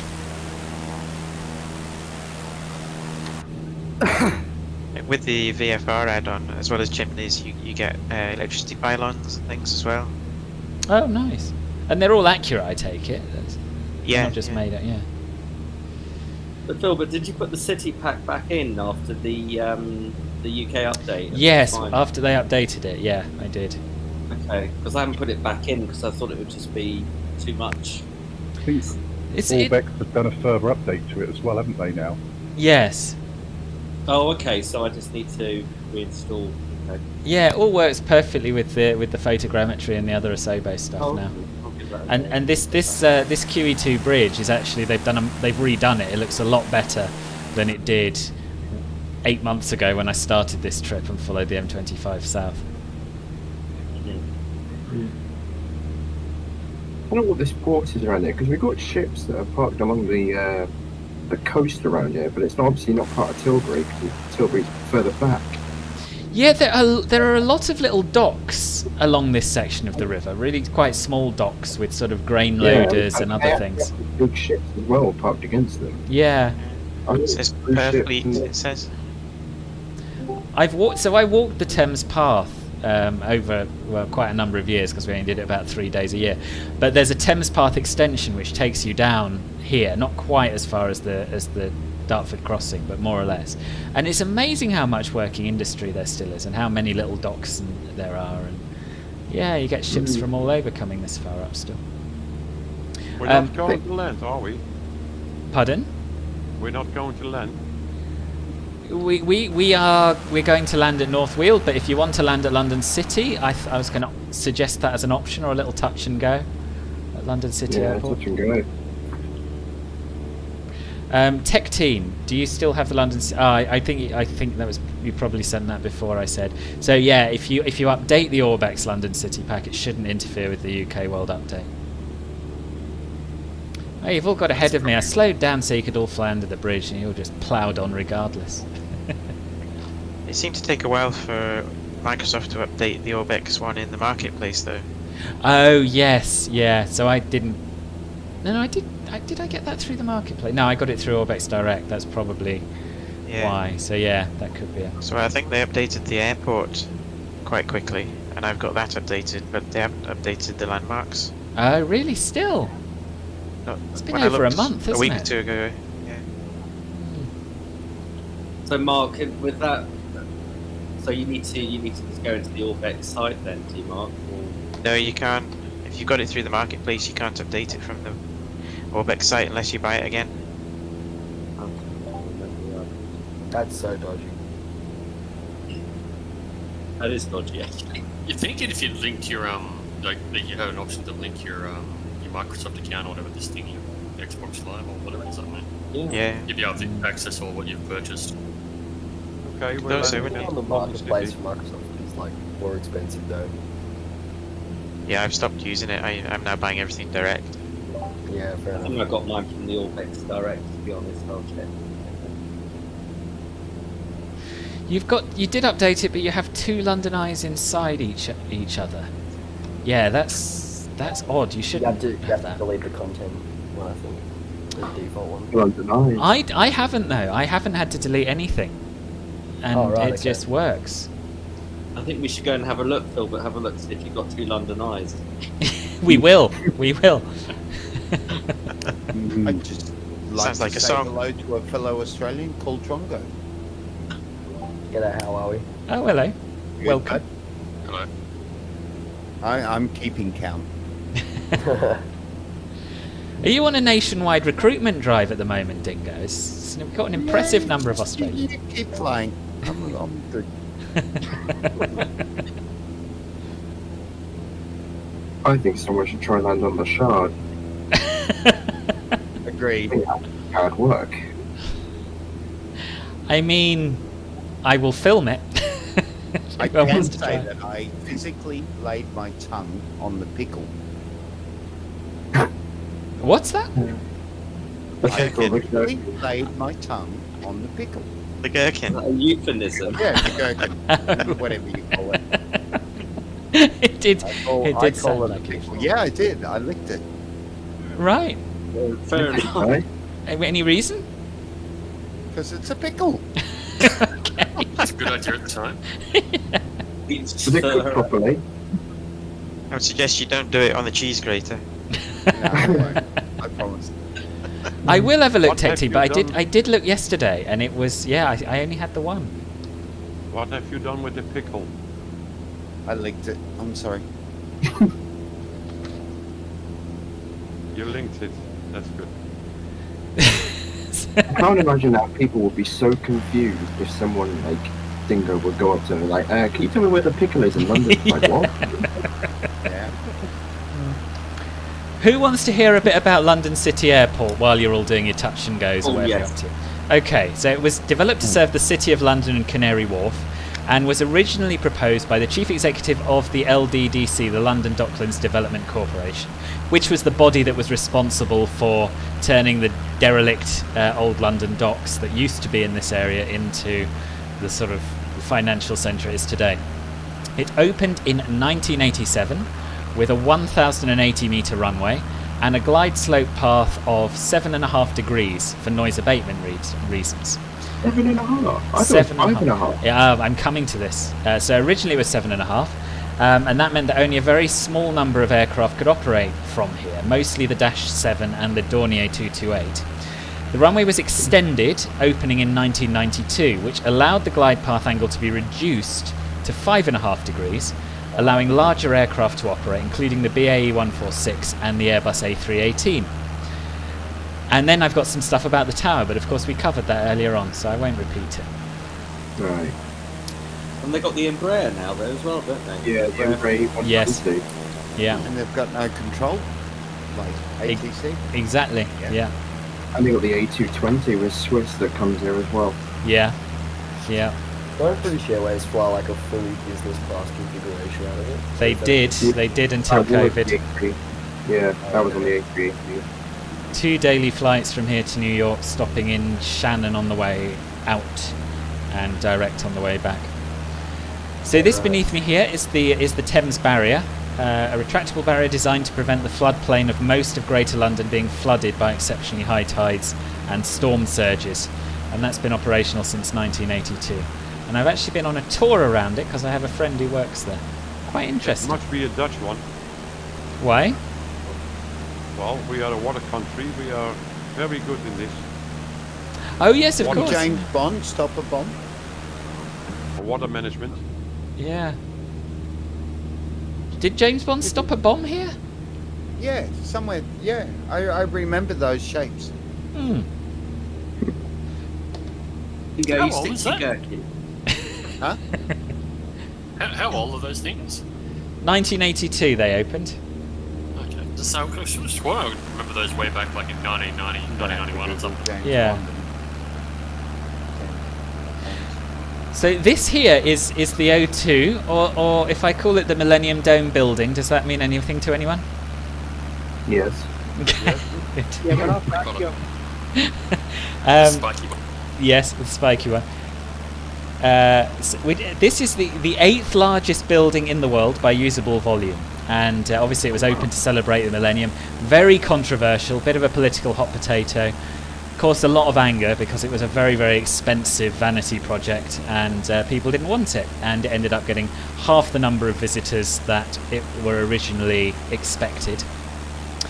But it's now become the O2, so it's used as an entertainment venue. And was built on derelict land, which was contaminated by toxic sludge from the East Greenwich gasworks. So all of this land around it had to be reclaimed. And part of the thinking behind the investment was it would be worth it just to get the land back. But yeah, that's it really. Do you want to know something else? If you actually look at the dome, you'll see a chimney. I don't know if you can see the chimney. Yes, I can see too. Yeah, that's the ventilation shaft for the Blackwall tunnel. Oh, is it? Yeah. So that's. Oh wow. And my little claim to fame was I did some electrical work on that as they were putting the dome up back in the late 1990s. Is this the one that's sort of... I'm trying to work out how I would describe where it is. Check I'm looking at the right thing. The sort of inside the structure. Exactly. At the sort of western edge of it? That's it. Okay. So there's 2 chimneys, one either side of the Thames. So there's one on the north side as well. Okay. I don't know if you can see that on the... but yeah, so Yeah, as you fly towards it, you'll see there's a small hole. And actually, that hole is there. You know, if you went into the dome. It's an ellipse on the edge. Yeah, that's right. Yeah. Not really. There's a hole with 2 chimneys. That's I it. see it now, yeah. Incredible. And I'm just flying over the Thames to see if there's a chimney on the other side, because in real life there is. It's still the white chimney, isn't it? Like it's, I don't know, a vapor, steam vapor for power station. That's it. But it's actually a ventilation shaft. So that when you go... Look at that. Well, I've been in there, but I never noticed that. I just thought it was a complete symmetrical dome all around. It looks familiar to me, but it's not something I ever really thought anything of. I don't know. I wouldn't have known what it was. It's really interesting. Hello, sorry, Will, I missed your message. Hello, welcome to the stream. Am I looking at Greenwich? Yes, if you're ahead, you're looking at Greenwich. Oh yeah, the Emirates cable. The palace. Sorry? The palace, isn't it? Then with the 8th in his time. Yeah, Greenwich is absolutely stunning. I've got stuff to tell you about it. I don't think I can't see another ventilation shaft on the north side. Is the cable car simulated in here? No, I don't. No, it isn't. The Emirates cable car. Oh, it's here on the south side. It's on the south side, Gilbert. What's on the south side? That chimneys, it's 2 ventilation shafts. Oh yeah, but I was having a look because Dave was saying that there should also be a ventilation shaft on the other side of the Thames for the Blackwall Tunnel. Oh, okay. But there was no sign of it. They are behind those modern buildings. Sorry? They are. The 2 chimneys are on the other side, behind these special buildings. It's high houses. Oh really? Oh, we'll come and have a look. The other side of Canary Wharf. The big towers, you mean? Yeah. Oh, okay, let's have a look.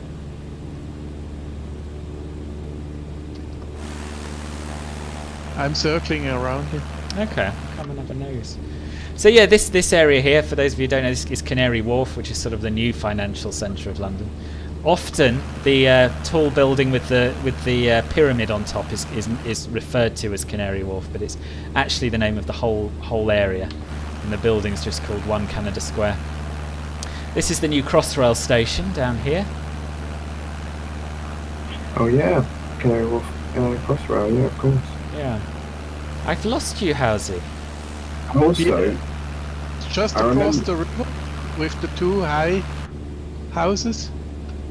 Okay.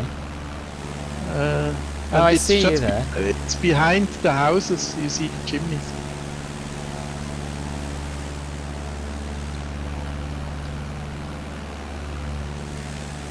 yeah, because of Canary Wharf's proximity to London City, the flashing light on top of 1 Canada Square is somewhat infamous to people in the area, because obviously they know that's like the guidance point for aircraft to make sure they don't hit it. Yeah.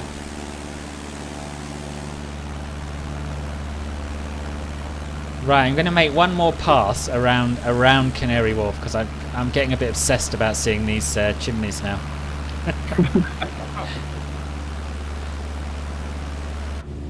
Sorry about that. I started something, didn't I? Yeah. They are quite a bit hidden behind those first row of buildings, high-rise buildings. Okay. Just opposite the... Okay, so what's the colour of those high rises? Are they the blue ones, the blue glass ones? Yeah, blue glass ones. They have a special form. I don't know in English.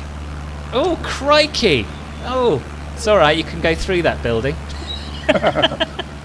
Okay, I see the blue glass ones. Right, I see the blue glass ones. No, not this. Not these, no. Not those high, not that high. Okay. It's closer to the Millennium. Okay.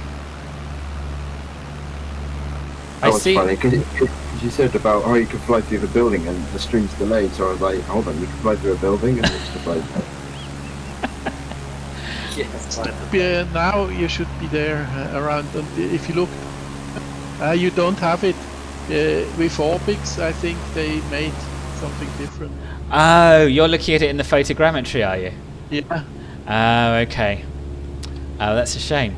Still, at least we know. At least we have an answer. At least we have an answer. To answer, sorry, Johnny.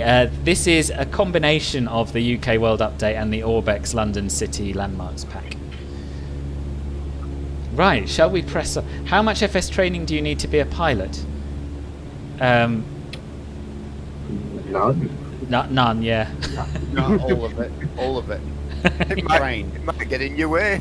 Yeah. And I mean, for those of you that like to fly through buildings, perhaps you should have some. Yeah. I mean, to an extent it's helpful, but it's not a qualification. No. Why is there a 747 flying down the Thames? Where? I guess it's somebody in the Southeast Asia server. I hope. Yeah. Anyway, someone was... Sorry, go on. Oh yes, there he is, Astrostar. Yeah, he was just trying to fly through the little archway of the Tower Bridge, but he missed it. Oh, right. I'm all obsessed about chimneys now. Yeah, I know. We've got to let it go. We've got to let it go. We got pretty stuff here. This is the Old Royal Naval College, which is part of Maritime Greenwich, which is one of my favourite areas of London. Really beautiful architecture and a really nice little suburb. So this Old Royal Naval College was originally a hospital for injured seamen, a bit like the Royal Hospital Chelsea, where the Chelsea pensioners are. We'll have a look at that later on. And it was later turned into an officer training college for the Royal Navy, and it was used as that until the late 90s, I believe. And now it's home to Trinity School of Music and the University of Greenwich. But if you're ever in London, there are some spectacular views to be had from on top of this hill, where there is no photogrammetry for me for some reason. But that's the Greenwich Royal Observatory, where basically Greenwich Mean Time was standardised. So we are currently... Is there lots of parklands, like it looks? Yeah. So that's Greenwich Park, which is one of the royal parks. And it's lovely, yeah. It's really nice. Funny when you go to the Royal Greenwich Observatory, because you can, it shows Greenwich Mean Time lines. You can be like in the Eastern Hemisphere and then the Western Hemisphere. Indeed, yeah. Like, a foot in each. Yeah, exactly. Blackheath has got a great chip shop. That's it? Yeah. I used to cycle to work through Greenwich every day. Right. Good tunnel, and there's a brilliant fish and chip shop in Blackheath. Ban it. Ban the fish shops, ban the pubs. So this is where the Royal Observatory should be. And when I first installed the World Update, it had pretty reasonable photogrammetry, but now it's got generic buildings, so I don't know what's going on there. I was going to ask what that massive park behind it was, but yeah, that makes sense, yeah. What CPU and GPU? You can see my system specs in the video description down below, Johnny. No, I'm not a real pilot, Pingu. Yes, you are. You are flying through buildings. Yeah, in some ways I'm better than a real pilot because I can fly through buildings. Okay, should we press on? I see some of you already have. You're going to show us where you live, aren't you, Philbert? I am going to show you where I live, yeah. Do it. Not my exact house, but I'm going to show you. I'm going to show you a selection of 5 roads and tell you I live on one of them. Really? But not yet. We have all of central London to fly through first. And the next waypoint is Tower Bridge, which is a little bit upstream. I feel that cruise Tower Bridge. out. Say no more. Nudge. I love London. Sorry? I love it. You love it, do you? Yeah. It's a great city. I love the tower there. That was really cool. Did you go there? Yeah. It's beautiful, isn't it? Very. The what's the little keep inside the tower? It's the White Tower, whatever it is. Yeah, White Tower. I call it Tower of that's London. It's so cramped inside there. Yeah. The stairs, like you can barely move when you walk up the stairs inside the towers. Yeah. It yes. was so bad when that terrorist attack happened there. At the Tower of London. Terrorist attack there?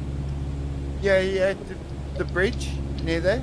Oh, that was at London Bridge. That's the next one up. London Bridge. Yeah. Is it London Bridge or the bridge near I thought it was the bridge right next to Westminster Palace. There were two. There was one. There was one on Westminster Bridge and one on London Bridge.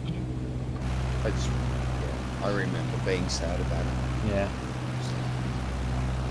So this is Tower Bridge, not London Bridge, as a lot of tourists think. It was built between 1886 and 1894. And it had to be a lifting bridge so that sailing ships could continue upstream to the Pool of London. Down here we have City Hall, that's where the Mayor of London and the London Assembly work. And on the other side of the river, Tower of London. And the White Tower is one of the buildings in that complex. I can't remember which one. Skyscrapers over here. Sorry? London Bridge train station and the Shard, I think you're about to say. Yes, I was, but I was also going to point out the pickle, as it shall now be known. Licked pickle. Dingo licked. And yes, the Shard. Put a sign on that. Yeah. Dingo was here. Yeah, Dingo's tongue was here. I'm sorry, I had to. We've got the lips of Stuttgart and the tongue of... The tongue of London. The Tower of London. Yeah. So Just leave a link in Discord, please. How did you not lick a pickle? Honestly. So I always take them out of my McDonald's. They're horrible. Oh yeah, I do the same. I either order a plane or I just, take them out, throw them at someone. It's a single eye, by the way, guys. The London Eye. Yeah. I do use Track IR. I will try updating via the package manager, but it used to work, so I don't know why it stopped. Anyway, the Shard, I can... on the Sky Garden. Why are there what? There are cranes on the Sky Garden. Are there? Oh yes. Oh Yes, there yeah. are. That's over here, the Sky Garden. Because of the window washers. They've really implemented window washers. Is it? They look like construction cranes, don't they? Yeah, no, I don't think they would use cranes. No. Those would be heavy duty window washers if that was the case. Heavy duty washing. Yeah. I wonder if, in night time, they've got the cool lights on the top of the Shard. Should we have a little look? Yeah. That's easy check. Almost killed me. They have. They have. Yeah. I'm waiting. I'm still waiting because of the delayed stream. Oh, here we go. There we go. Now you're changing it. Yeah. Anyway, while you have a look at that, I'll tell you a little bit about the Shard. It has 72 stories. It opened in 2012, and it was the tallest building in the EU, but was surpassed by the Carso Tower in Warsaw in 2021. This year. Oh really? RIP. Rip. Washed hard. Victory to Poland. Yeah. Damn, it's still, and the Polish still continue to take our jobs. We are on the Southeast Asia server, and hello Untypical Gamer. Like a fire switch. Yeah, Blackfriars. Sorry, whoever's talked just then, I couldn't hear you at all. Me? Yeah, I think it's you, Lewis. Don't know what's going on. No? Oh, not you. Dave. Was it Dave? Melon thingy.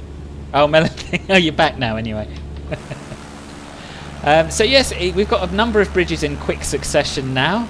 London Bridge is this one here. And it used to be quite a lot more spectacular.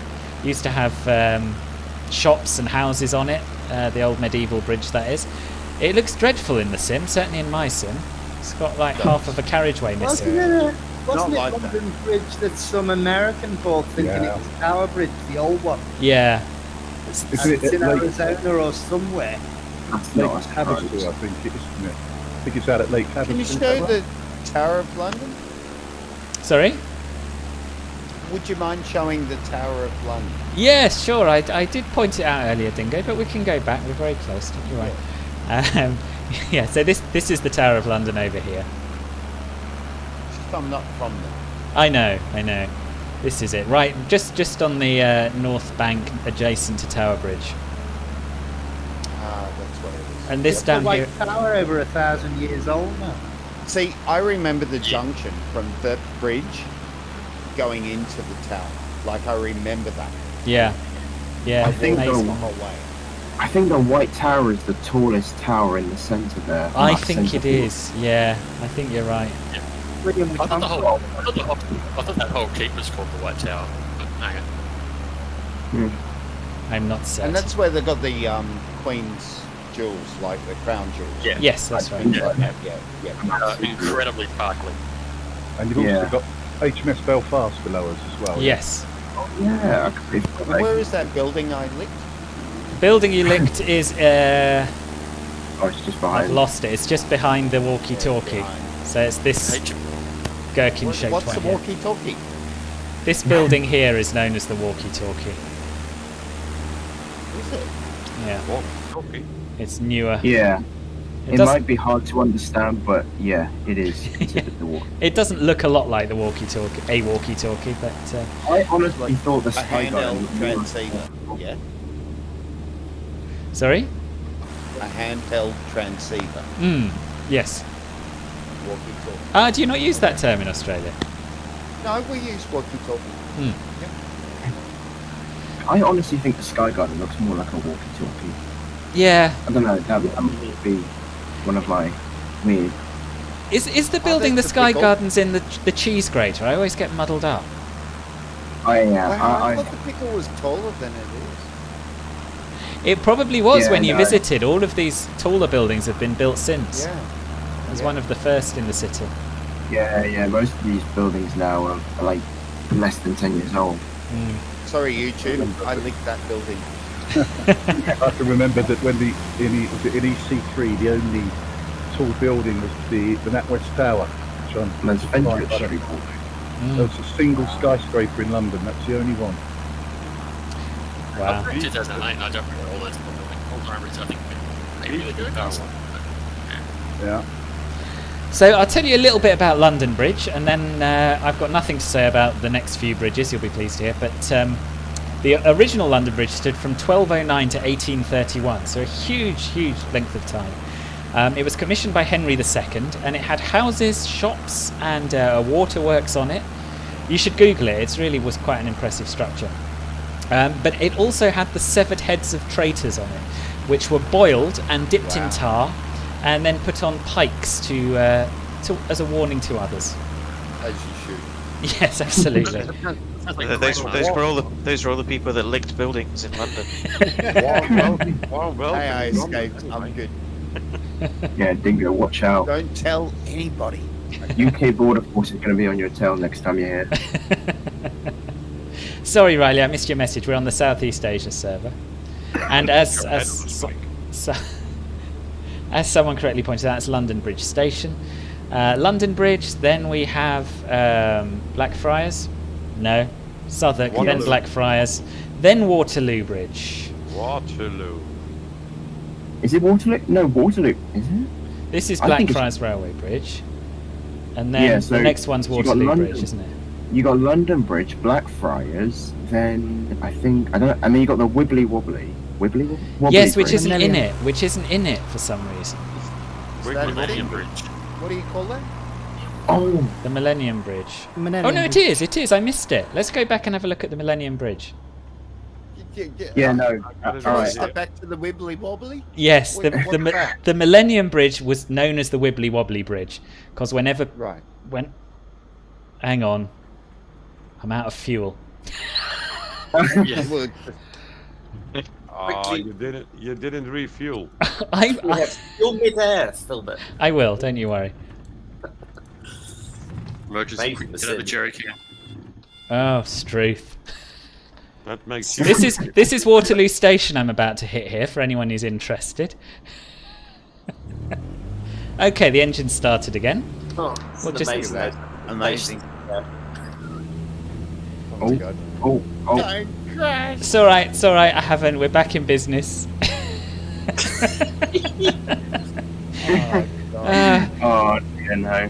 I didn't do detailed fuel planning for this trip, it must be said. I just know that 3/4 of a tank normally gets me through the 2.5 hours, but today... It flies you to death. So, the Wibbly Wobbly Bridge is this one, which goes from the Tate Modern, which is in this old power station here, over to the other side and connects you more or less with St Paul's Cathedral here. And it was called the Wibbly Wobbly Bridge because when it opened, it was really shaky. When anyone walked on it, so it had to be closed for a time and reinforced to stop that happening. The Southwark Bridge? Yeah, no. The what, sorry? The Southwark Bridge. No, it's not it. The No. Southwark Bridge we've been over. This is Blackfriars Okay. Bridge. This is Yeah, so Waterloo the Bridge. order of the- So if you're coming up from London Bridge, you've got London Bridge, Cannon Street, Southwark, Millennium, Blackfriars, Waterloo, Westminster. Yes, and I missed out the railway bridge, but I think I had the rest. I think I might be wrong. Yeah. Waterloo Bridge has got the lines into Charing Cross Station. No, Waterloo Bridge is a road bridge. Is it? Yeah. Oh. Oh. What's the railway bridge then? The railway bridge is it probably does have a name. The Hungerford railway- Bridge, that's right. Hungerford Bridge on the inside, and then the two new walking bridges on the outside are Yeah. known as the Golden Jubilee Bridges. Yeah. That's it. There we go. It's So thi- amazing to think I walked all around. Yes. Oh, I've walked around it Like so I much. walked It's my the local whole area. lot.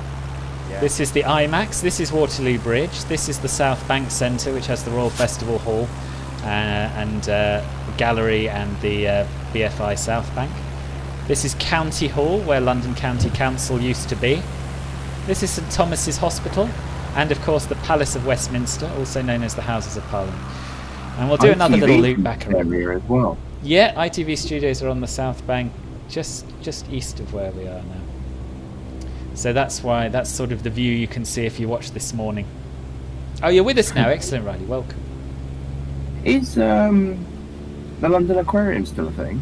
Yes. As far as I know, it is. Yeah, I mean, I haven't been there in years. I've been there since I was really young. Yeah, But, that's in County Hall there. You've got Waterloo Station, which is the busiest station in either UK, or is it Birmingham Euston? I love it. It's the busiest terminus station, I think. Okay, there we go, yeah. I And was gonna say, Clapham that's a Junction is question the for you, busiest isn't it? station. Yeah, but my train knowledge is sorely lacking, considering I work for the railway. Yeah, from the Millennium Eye there. Yeah. Whatever it's called. London Eye. Yeah, that thing. Isn't that where that's where Shakespeare's thing was, right? Yeah, it's near there. The Globe Yeah, I Theatre, remember. yes, is I do remember. I think we may have passed it already. I think. Because it doesn't show on the shim. It looks like there's just a construction site there, unless it's just horrendous modelling. The Globe is further back east. I'm going to take you there. Why It's not? sort of near the Wibbly Wobbly Bridge. Oh, it's that far back. Okay, I didn't Yeah. know it was that far back. Yeah. Yeah, I walked that whole area and I went to that spot. I remember. Yeah. Wow. Welcome back, I love Moritz. London. Thank you for this tour. Oh, It's you're so welcome. good. I'm glad you like it. Well, after COVID, you'll have to come and visit, and I'll take you on a tour by foot. I really need another one. In fact, Dingo, I heard somewhere a few months ago that Qantas is going to start restarting flights on October 31st to London. Obviously, that can change, but at the moment, that's what it is. So yeah, there's the Globe Theatre. Here's the Globe. Yeah. Very It's- paper mache, but it's there. Yeah, it's not the original. The original Globe Theatre used to be somewhere else. I can't remember where, but it's a pretty And faithful wooden. reconstruction. Yeah, and wood. Yeah. Beautiful. Okay. So where were we up to? We were up to Waterloo, weren't we? Let me just check my sheet. make sure I haven't missed Can I anything. just say, when I was in London, I did a nighttime ghost tour of the city. Oh yeah, is it Like good? the, what's it, the Jack the Ripper tour? You did one of those? Yeah, it was like one of those. Yeah.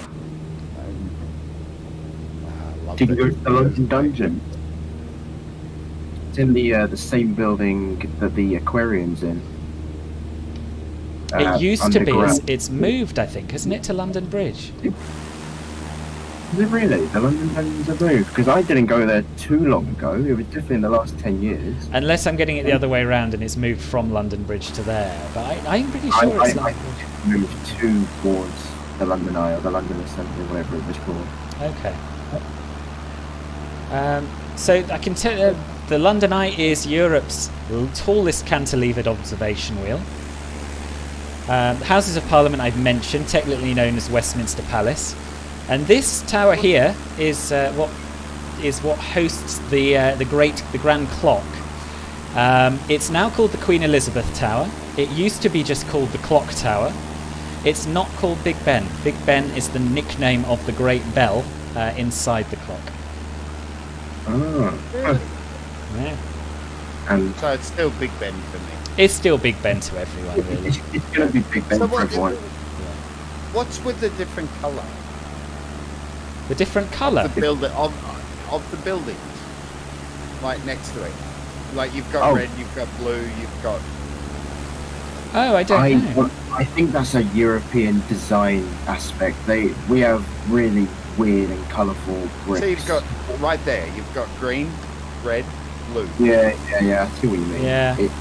I think it's just a European design factor. Okay. Well, the greeny roof's are copper. The blue roof, I don't know. I think that's just a dodgy architectural choice. This building, the other side of the bridge, is where the MPs have their offices. And it's hideous. I mean, it is. It's a hideous building when you look at what's around it. Well, Westminster Abbey, behind. Yeah. They got their own park. They have got their own course. bar. Of course they're going to have their own park. They've even got their own pub as well. Oh, I thought you said bar, yes. No, park. No, that's public. The park here is public to the west of it. I thought I walked in it. Yeah, I thought I walked through there. Yeah. And this is Parliament Square. It's also a public square. Up here you've got Downing Street where the Prime Minister works somewhere. That's Trafalgar Square. But anyway, we're looping back this way and I'm getting ahead of myself. So we're going to continue down the river. I walked past Downing Street. Did you? Sure I did. Yeah. Yeah, I walked past Downing Street. Got a bus past it. No Orbeck scenery isn't free, Pingu. I had a beer outside. What I'm going to do is slow down. Just down the road from there. I went to the Sherlock Holmes bar. That was pretty cool. Oh, I've never heard of that. Is it on Baker Street? I cannot remember. Google, quick. This is Vauxhall Bridge here. That building in the water. Is there like a whole skyscraper that's sticking? Yeah, there is. Oh no, it's a reflection. I love London. I'm going to say it again and again. I really did. I wanted to live here. Did you? So much. Yeah. What stopped you? Life. Yeah. It has a habit of doing that. Yeah. Don't fly under the crane. Is that the MI6 building? Yes, I'm This just one, looping James back Bond, to show yeah. you the MI6 building. MI5 are around here. Yeah, MI5's on the north bank, a bit further east. It's quite a nondescript building that we have flown past. MI6, you will definitely know from James Bond films, if nothing else, is... Yeah, I just looked out my left window and I was like, hey, wait a second, I know that building. Yeah. So it's just on the southern edge of Vauxhall Bridge. This building here, for those watching on the stream. That's Vauxhall? Yep. Yeah, there's Vauxhall Station down here. And yep, MI6 building just here. And we're going to continue to Battersea Power Station now, which I'll start talking about now because I've written far too much down about it. It's one of the world's largest brick buildings, which comprise two power stations, Battersea A and Battersea B. It's Grade 2 star listed and was built between 1929 and 1941. Battersea A was decommissioned in 1975, and Battersea B was shut in 1978. So this is it here. This is Battersea Power Station. The building remained empty until 2014 and fell into almost complete disrepair. But nowadays it's been bought by a consortium of Malaysian investors and is full of bars, restaurants, shops, entertainment and leisure venues, as well as flats. Yeah, the area is being regenerated massively. Yeah, it's very, very posh now. This is Battersea Park, just next to it. Well, I got the version of it. Cranes over it. Sorry? The default version has cranes all around it. Oh, right, interesting. I wonder which is more accurate. I haven't been down there for ages. Either this Orbex version is post redevelopment or it's before it all started. And Orbex seems to be basing it on during the middle of redevelopment, I think. Oh, really? I don't have cranes or anything. I'm trying to look on Google Maps, but okay. You know. It looks like derelict on Orbex, on my Orbex. It looks right derelict and messy. Yeah, it might be right at the beginning of the regeneration, just before the cranes started stepping into building new buildings. Okay. What's that below you now, Silver? Sorry? What's that below you now? It's like a kidney shape. I don't know. I don't know. Stamford Bridge. That's stadium, I think. Yeah, that's coming up. We're not there just yet. I'm still trying to. No, I want that kidney building. That kidney-shaped building is Stars Gym. It's just probably some fancy gym. It's a gym. Wow. I don't know. I mean, that's.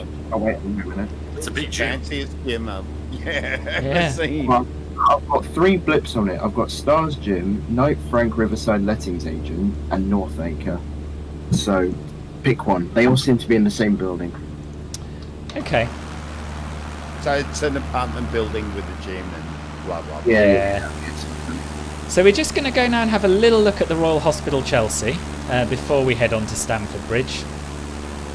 These are all fairly close together.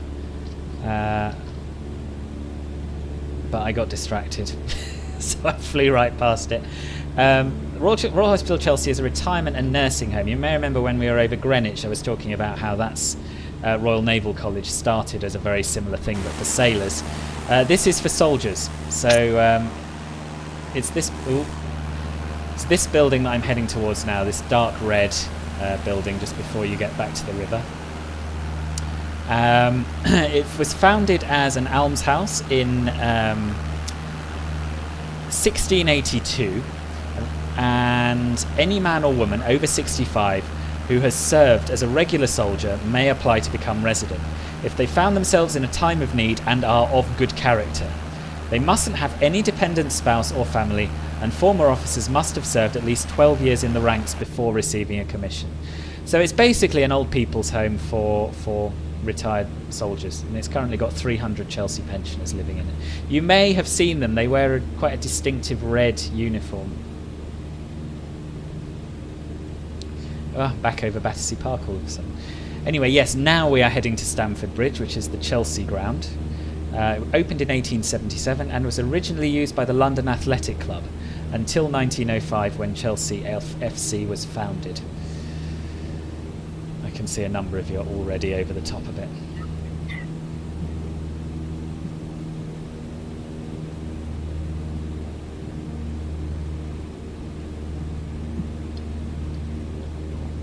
Yeah, I think my estimate of 2.5 hours for this trip was perhaps a little optimistic. Yeah. I was not expecting us to get so absorbed with London. Yeah, it's been almost 3 hours. Yeah. Well, So- we're going to land on the Thames. Here it What's is. the river? Here's Stamford Bridge Stadium. And we're going to fly beyond it and go and have a look at the Royal Albert Hall. Been there. I used to work there. That was the first job I ever had, was as a steward at the Royal Albert Hall, and I absolutely loved it. Best job I've ever had. It was opened by Queen Victoria in 1871 and was originally supposed to have been called the Central Hall of Arts and Sciences, but the name was changed to the Royal Albert Hall of Arts and Sciences by Queen Victoria on laying the hall's foundation stone in memory of Prince Albert, the Prince Consort, who had died 6 years earlier.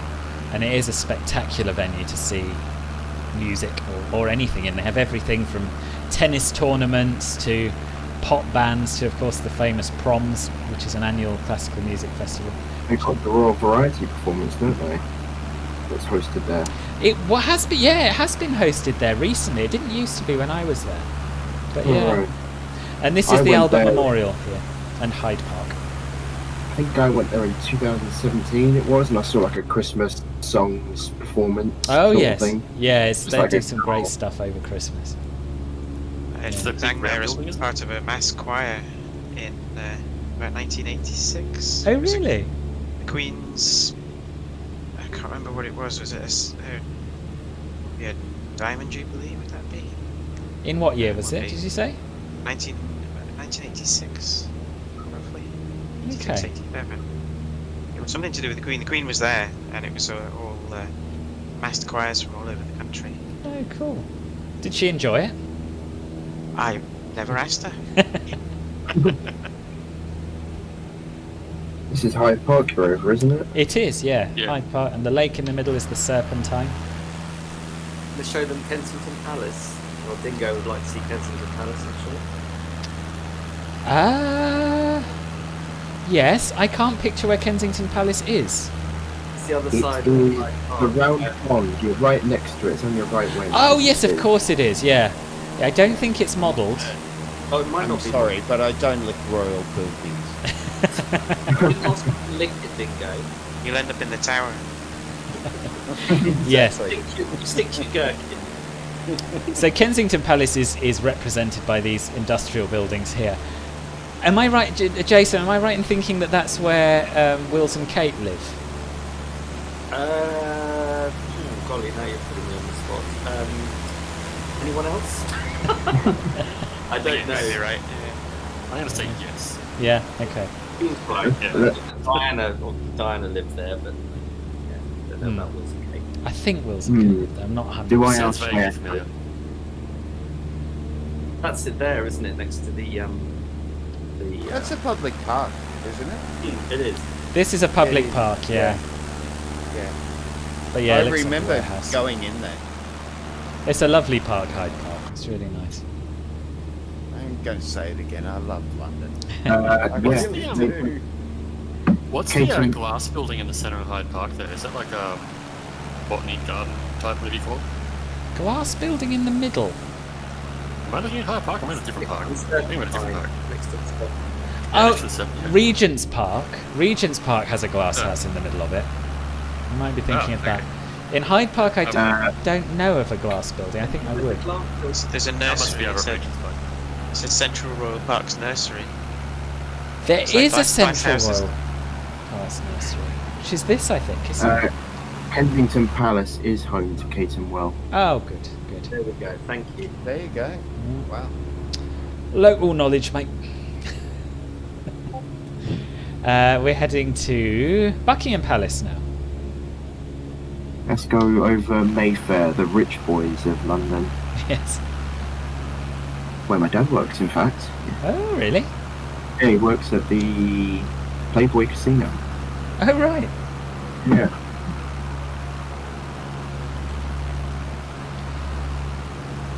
Here we have it, Buckingham Palace, which was originally a large townhouse built for the Duke of Buckingham. So this central core, it's been extended since, but this is the original bit away from the Mall.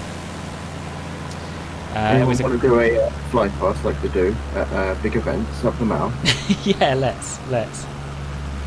You've got Green Park on the left and St James Park running down now. Yeah, that's right, yeah. Yeah. So Buckingham Palace was acquired by George III in 1761 as a private residence for Queen Charlotte, and it was enlarged in the 19th century. And quite frankly, the new facade, in my opinion, is one of the most hideous buildings amongst all the royal palaces. I think it's a real shame it's not prettier. But there we are. It's not about pretty. Knighthood.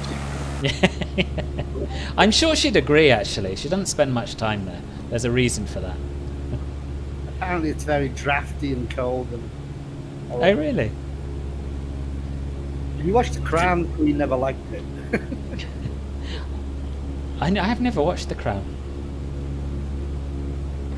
Hello, Caffel. Caffel, welcome. It's going all right. It's taking a lot longer than I thought because we're getting quite absorbed by sightseeing around London. But nice to have you here.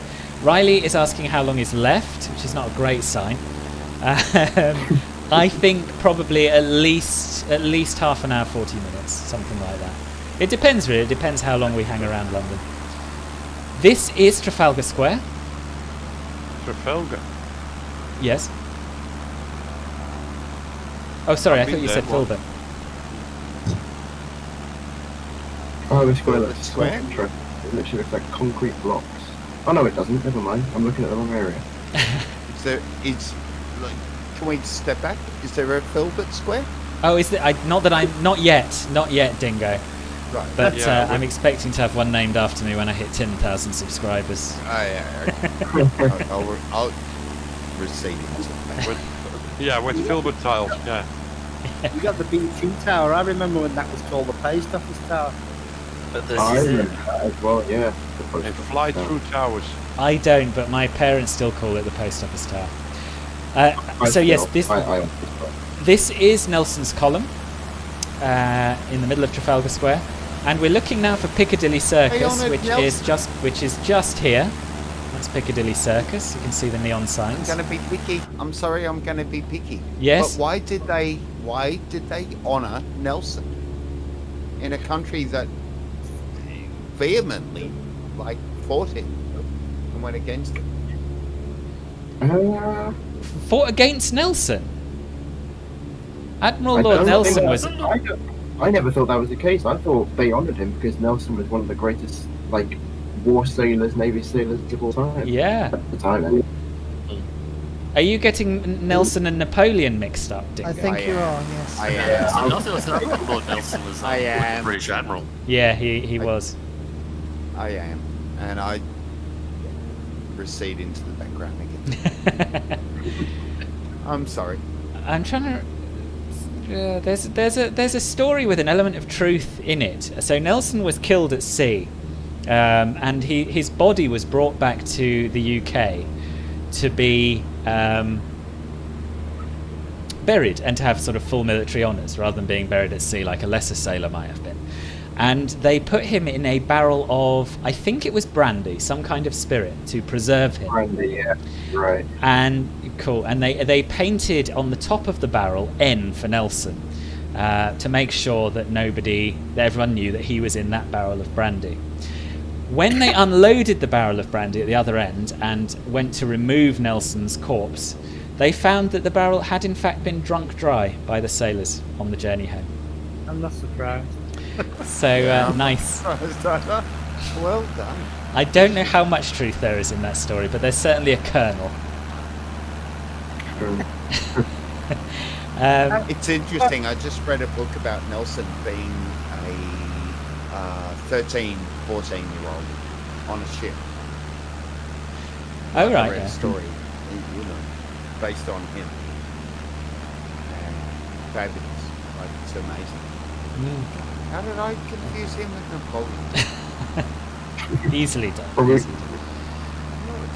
I mean, if naval history is not your thing, they're both sort of great naval commanders, and because of Wellington and how Wellington got Napoleon. Was it deported to St Helena? Well, there's statues, isn't there, of all of them in London? Yeah, there's a Wellington statue, certainly. Yeah. This is the BT Tower, formerly the Post Office Tower, as Steve correctly pointed out. No 3D London Caffel. Yeah, my photogrammetrist stopped working for London for some reason, but I've got the Orbex landmarks, so it's fine. It's fine. This rather spectacular blue roof here belongs to the British Museum, which was established in 1873, and its permanent collection of around 8 million works is among the largest and most comprehensive in existence, having been widely collected during the days of the British Empire. In other words, stolen and pillaged from around the world. I was going to say, it's stolen. I mean, like, the Rosetta Stone from Egypt was like, Egypt want it back. No, yeah, okay. And the Elgin marbles, they're just two of the most famous examples. Anyway, it's got 100 galleries and 2 miles of exhibition space. The Queen Elizabeth II Great Court is the largest covered square in Europe, and that's what's covered by that blue roof we saw, which is made of steel and 1,656 uniquely shaped panes of glass. At the centre of the Great Court is the reading room, which was vacated by the British Library, which moved to St Pancras, and it's open to any member of the public who wants to go and read in there. So we'll do one more little circuit around the British Museum, and then we'll head north to St Pancras Station. If we ever go to fly over Amsterdam, then I'm finished in 5 minutes. Yeah. I mean, London is just huge. It's just vast. I mean, it's one big red light district, Amsterdam is. So.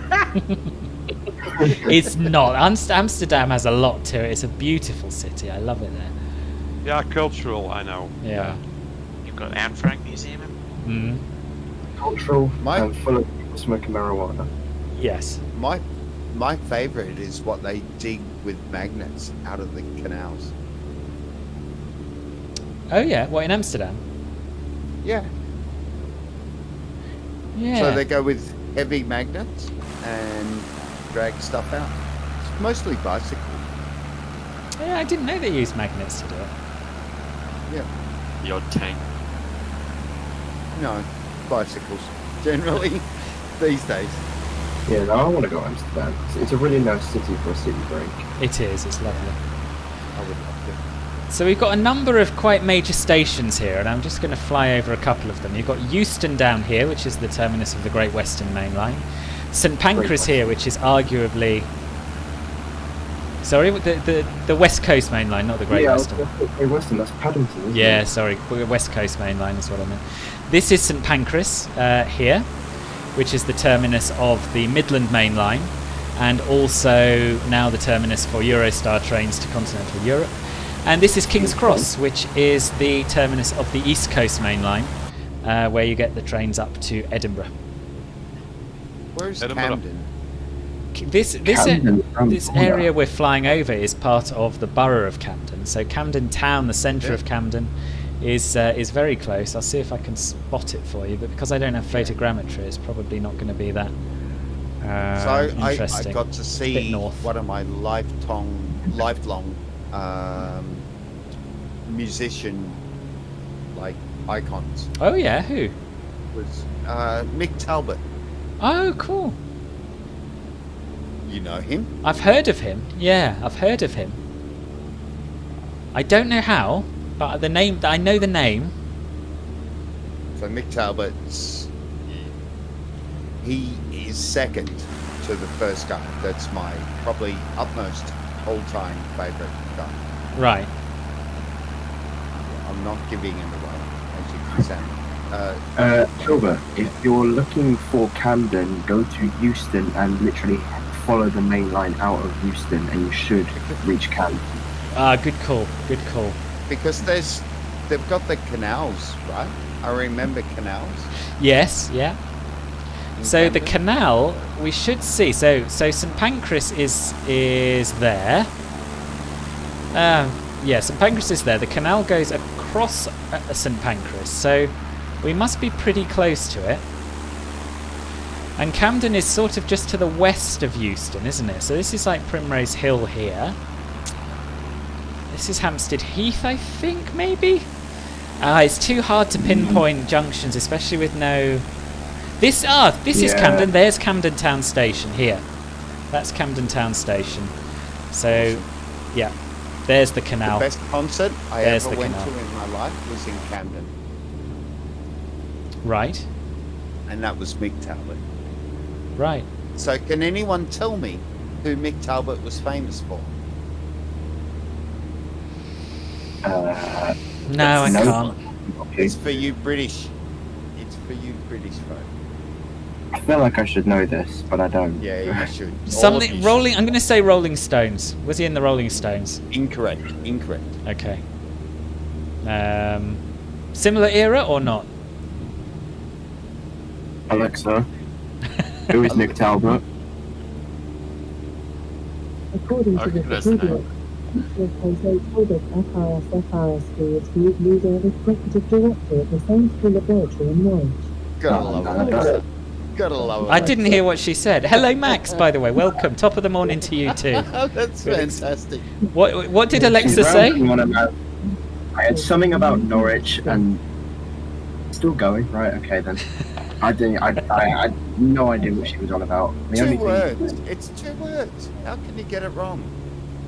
Is that the Bush radio? Yeah. No. Oh. I don't know. Tell us, Dingo. The Style Council.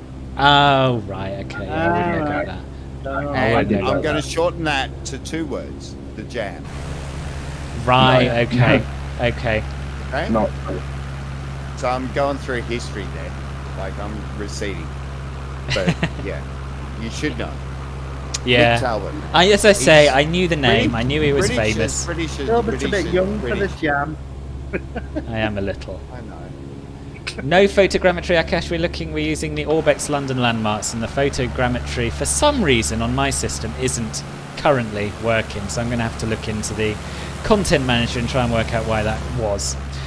This down here is Smithfield Market, which is a large and very old meat market. And this here is the Barbican Centre. This sort of this brutalist architecture around here. And the Barbican was built in between 1965 and 1976 as rental housing for middle class and upper middle class Londoners. So it's quite unique in terms of its architectural style, and it was an area that had suffered a lot of bomb damage during the war, and yeah, that's why it was redeveloped. And isn't the London Museum right by there? Indeed, the Museum of London is right in the middle of the Barbican complex, yeah. I went there as a kid when it opened. Did you? Yeah. I was here London relatives and visiting. I remember it opening. Oh, there we are. I wasn't around when it opened, but I have been to the Museum of London a few times. And the Museum of the Moving Image used to be there as well, which was awesome, and I wish it hadn't closed. It was certainly as a child, it was one of my favourite museums. It's about the history of film and music, moving pictures, and they had flip books and zoetropes and things like that. It was fascinating. Is the BFI still going strong? Yeah, it is. Yeah. Yeah, I've seen some of the classic films I like on there. Widescreen is amazing. Yeah. To see old films as they should be. Yeah. There is a 747 with us. Yeah, we spotted this earlier. I don't know who it is, but they're doing quite. If they're still with us now, they're doing a pretty good job of flying slower than a 747 ought to. Yeah, that's Astro's style. Oh yeah. Where is he? Is he still here? He's somewhere above. He's up above the Thames. Obviously, that 5,000 feet up somewhere. Okay. Anyway, we're leaving central London now, and we're going to have a little look at the Queen Elizabeth Olympic Park, the London Stadium, which was formerly known as the Olympic Stadium and is now home to West Ham Football Club.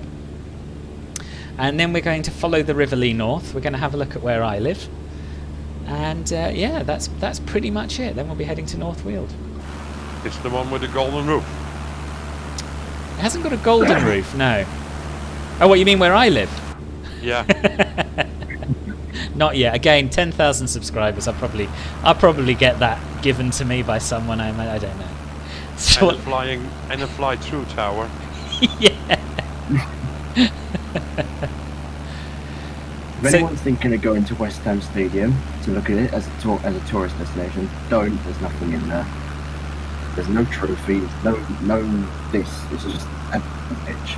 But the Olympic Park itself is a great place to visit. Park all you want, but don't go to the stadium. Yeah. So the Olympics were awesome. I didn't think I'd be that interested because I'm not that into sport, but my friends persuaded me that we should all apply for tickets to things, and we spent quite a lot of time here, and it was just fantastic. Unfortunately, this is the only 3D building that's in the Olympic Park in the sim. The aquatic centre is quite spectacular to look at, as is the velodrome, but they are just flat satellite images. So we won't dwell on that. Same with Australia. Olympics were amazing. Yeah. Yeah. The 2000 games were so good. Yeah. Weren't they? Yeah. Like, yeah, it was just... The hype was amazing.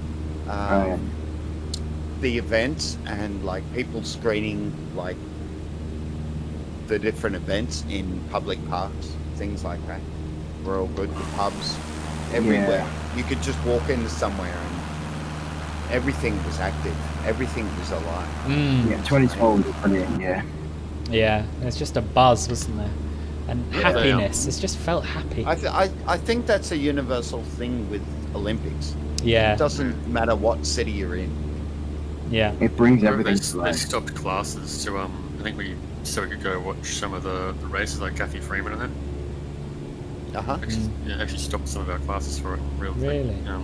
Televisions in the classrooms to watch that. Fantastic. Cool. Maria, my joystick and all the other details about what I'm using are in the video description. Sorry. We've got the Olympics this year, haven't we? Yes, in Tokyo. Yeah. Tokyo, That's going to be weird. I've got a 42-inch telly above my bed ready. Honestly, I have not turned it on. Only once, and it was on the cooking channel. But it's there purely for the Olympics. Wow, that's amazing. So this is the River Lee we're following now. And yes, Kami, we are over London. We're just heading northeast to where I live at the moment. So all of this green area is known as Walthamstow Marshes, and the area beyond it, where the football pitches were, was Hackney Marshes. And it's sort of a 20-minute walk from my house, and it's quite a nice place to get away from the city living, I suppose. This is Springfield Marina. And in fact, this is... the photogrammetry buildings, yeah. I never had any. Ducks live down there. Yeah. Sorry? Ducks. Yeah. Lots of ducks around here. Yeah. And this is Walthamstow Wetlands, which is a sort of a nature reserve. So as well as ducks, there's quite a variety of bird life. Swans and coots and the odd heron and moorhens and loads of other birds that I know nothing about. I have to Google. They look like moorhens, but I think one's got a red bill, one's got a white bill, and I can't remember which is which. C-O-O-T? Yeah. Yeah, they're black and white, I think. They're mainly black and white bills. There you go. Things have white bills, moorhens have red ones. I learned something on the internet. You know everything, Mark. You know everything. Just like whilst on the names, I came to Stratford to look at regeneration in the area because it really has been regenerated massively. Yes. Like the middle of Stratford around the station and Westfield and the Olympic Park. Yeah. And then I went to Hackney to look at a contrast because Hackney is just a complete rundown slums area almost. And how long ago was this? Hackney's incredibly trendy and posh nowadays. Isn't it? Because I went in November 2019. Okay, they must have taken you. They must have taken you to some rare, old-fashioned, ungentrified bits. But yeah, generally Hackney's just unaffordable for everyone now. I mean, I went to like the part of Hackney I went to was probably just outside of the this main marsh reserve area. Right. It was like it must have been an older section of it. They haven't fully regenerated it all. Yeah. Yeah, maybe. I'm just looping back because I want to show you how everyone's still exploring London, look. Take your time, take your time. I'm going to have to put some more fuel in. Yeah, Again. That's what I should have done shortly before I did.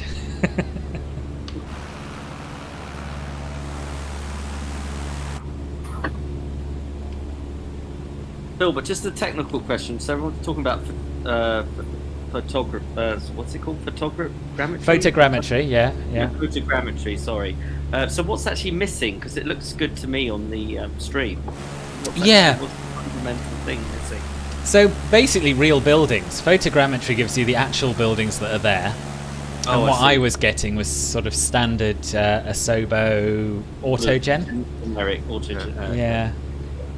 Which isn't the end of the world when you have the Orbex landmarks. But it's obviously not quite as nice as flying over a real London. That looks pretty good to me. Right. I think... it does look pretty good. I agree. Yeah, and there's less... It's not bad, but yeah. Yeah. And the good thing is that because I don't have the photogrammetry, I don't have to be depressed when it runs out as we get towards my house. Because I really wanted to be able to fly over my house and you know. I went over there. Remember there was a park? Where? It was all.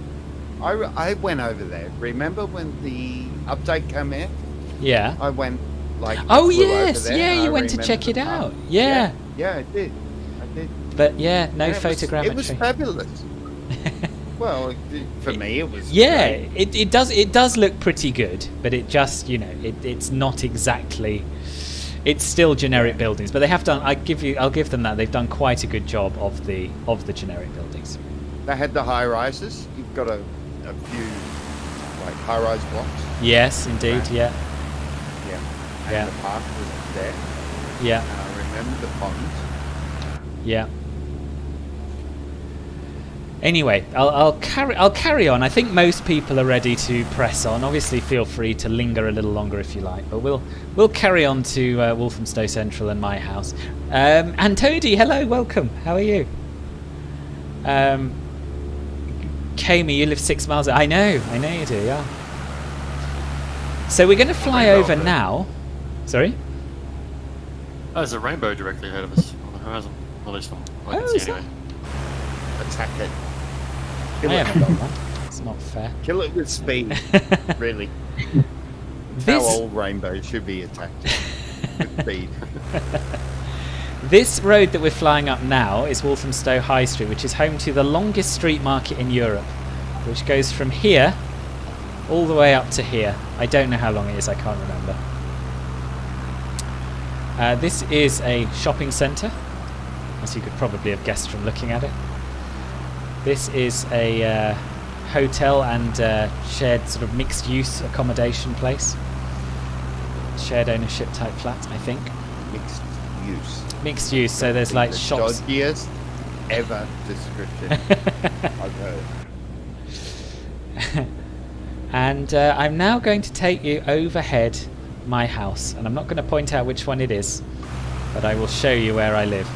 So this here, no, it's single use where I live. All residential. This is the William Morris Gallery in my local park, Lloyd Park, and my street is one of these. So these are purpose-built maisonettes. So you've got a first floor flat and a ground floor flat with separate front doors, and it's rather nice, if I do say so myself. Well, I saw it because there's one without a roof.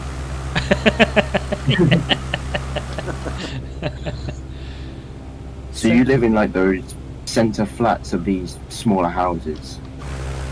So yeah, so the smaller houses are, basically purpose-built maisonettes. So you've got a first floor flat and a ground floor flat, and I live in one of the first floor flats. All right. We'll do another little flyby. It's very hard to pin. Even if I wanted to show you my exact house, it'd be very hard to do by air. But yes, so it's this sort of building that I live in, and they don't really look quite like that. But the general layout is about right. Everyone's done this in the sim, yeah? Yeah. I've done it. It's a rite of passage. Timmy Thumb, thank you for following. Yes, it is. It is. It's exciting to be able to do it. So there we are. That's my little tour of Walthamstow, which is my neighbourhood, including where I live. And we'll head now northeast, heading 5-5, and we will make... It's a nice name. Walthamstow, yeah. It's believed to come from Middle English, I think. And Where it's they're wolves? Stow is place. No. Originally? It's not wolf, it's W-A-L-T-H, Walthamstow. Ah. And it means welcome place. Stow is a place, and Waltham is supposed to be a sort of a misuse of, or a rewording of Wilcom or something like that.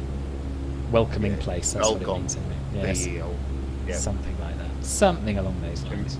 Germanic sort of thing. Yeah.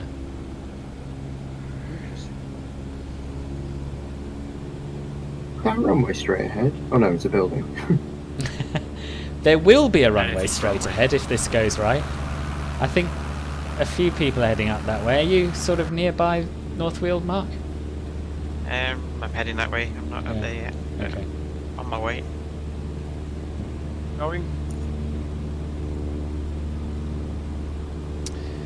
So yes, that's really everything I had to show you in London. Obviously, we could have literally spent a day there and seen a lot more, but I hope that was a sort of interesting tour. I can affirm it was. Good. Great. Good. Anybody me kind of and- heading?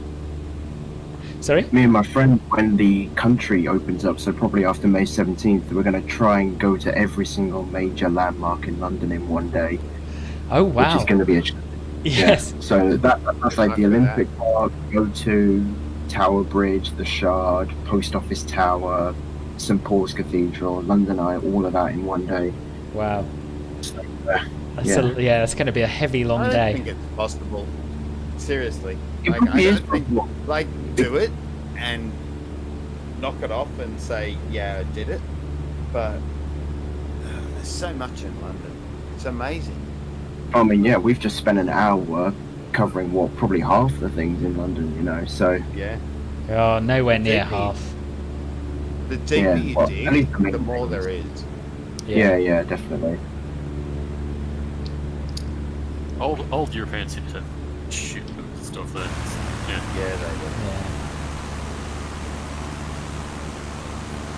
So this green area is Epping Forest, which is quite a large area of land use owned by the Corporation of London, and there are a number of hunting. Well, there's at least 2 hunting lodges there, and Henry shoot VIII deer? used to come up here to shoot deer. There are he There we did. go. I can.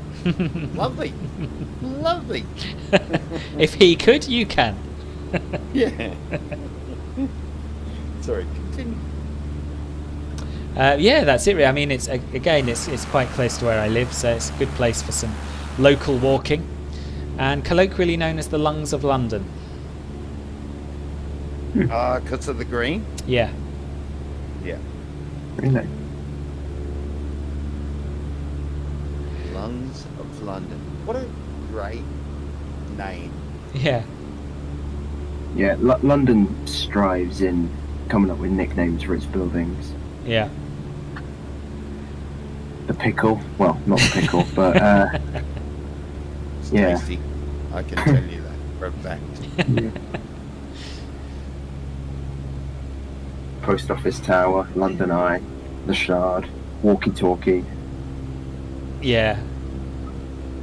Antony, you're definitely going to make your schedule around the next flight. Awesome. This is the last Bimble around Britain, so this is the end of this particular tour. But as we were saying earlier, there will be more group flights to come. So what we're going to do at North Weald is make a straight-in approach to runway 02. We're going to exit to the left, and I'm going to try and park exactly where I started off, because I'm a little bit obsessive like that. However, I can't remember exactly where I started off, so it's going to be a bit of guesswork. Can we disrupt Stansted operations and fly in their airspace? We already are. Well, I already am. Oh no, Oh. I'm below it actually. I think the base is 1,300 feet, something like 1,500 feet. 1,500, I seem to remember from another guy's Yeah. video when he flew up North Weald. I think you're right. I think it is 1,500 feet. So Yeah. yes, both North Weald and I think Stapleford are actually under their airspace, so you've got to be quite careful around here. We might even just about be able to see Stapleford off in the distance, where I'm just to the west of it now. Yes, it's over here. Yeah, you can see it from the M25. I actually remember I was going round the northern end of the M25 and I saw a Cessna 152 fly over me. I was like, why is there a Cessna 152 about to crash into a forest? Because it's not a concrete strip, it's a grass strip, isn't it? So Stapleford they do have some concrete, but they've got a couple of grass strips as well. Yeah. I mean, at least from the M25, I couldn't see any concrete. And I was like, where is he going?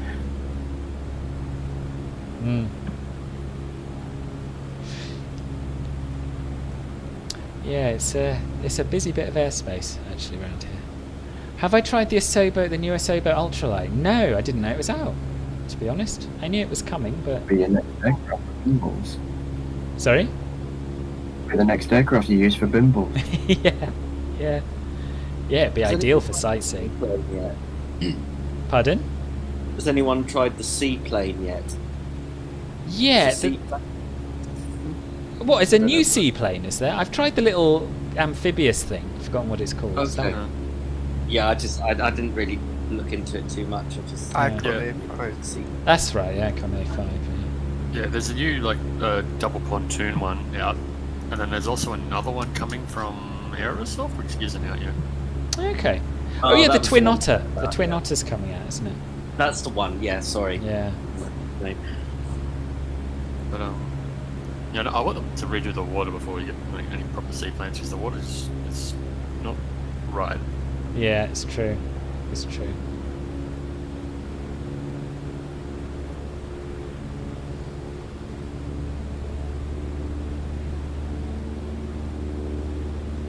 When we get a decent one, we can do a Bimbles around the Maldives. Oh, that'd be nice. Yeah. Jump in a caravan for that one. Because I think that's what they use to do the island hopping, isn't it? Oh, really? What, amphibious caravans? Or I don't know just about like- amphibious No. caravans, but I know between the main runway strips, I believe they use the caravan. Oh, right.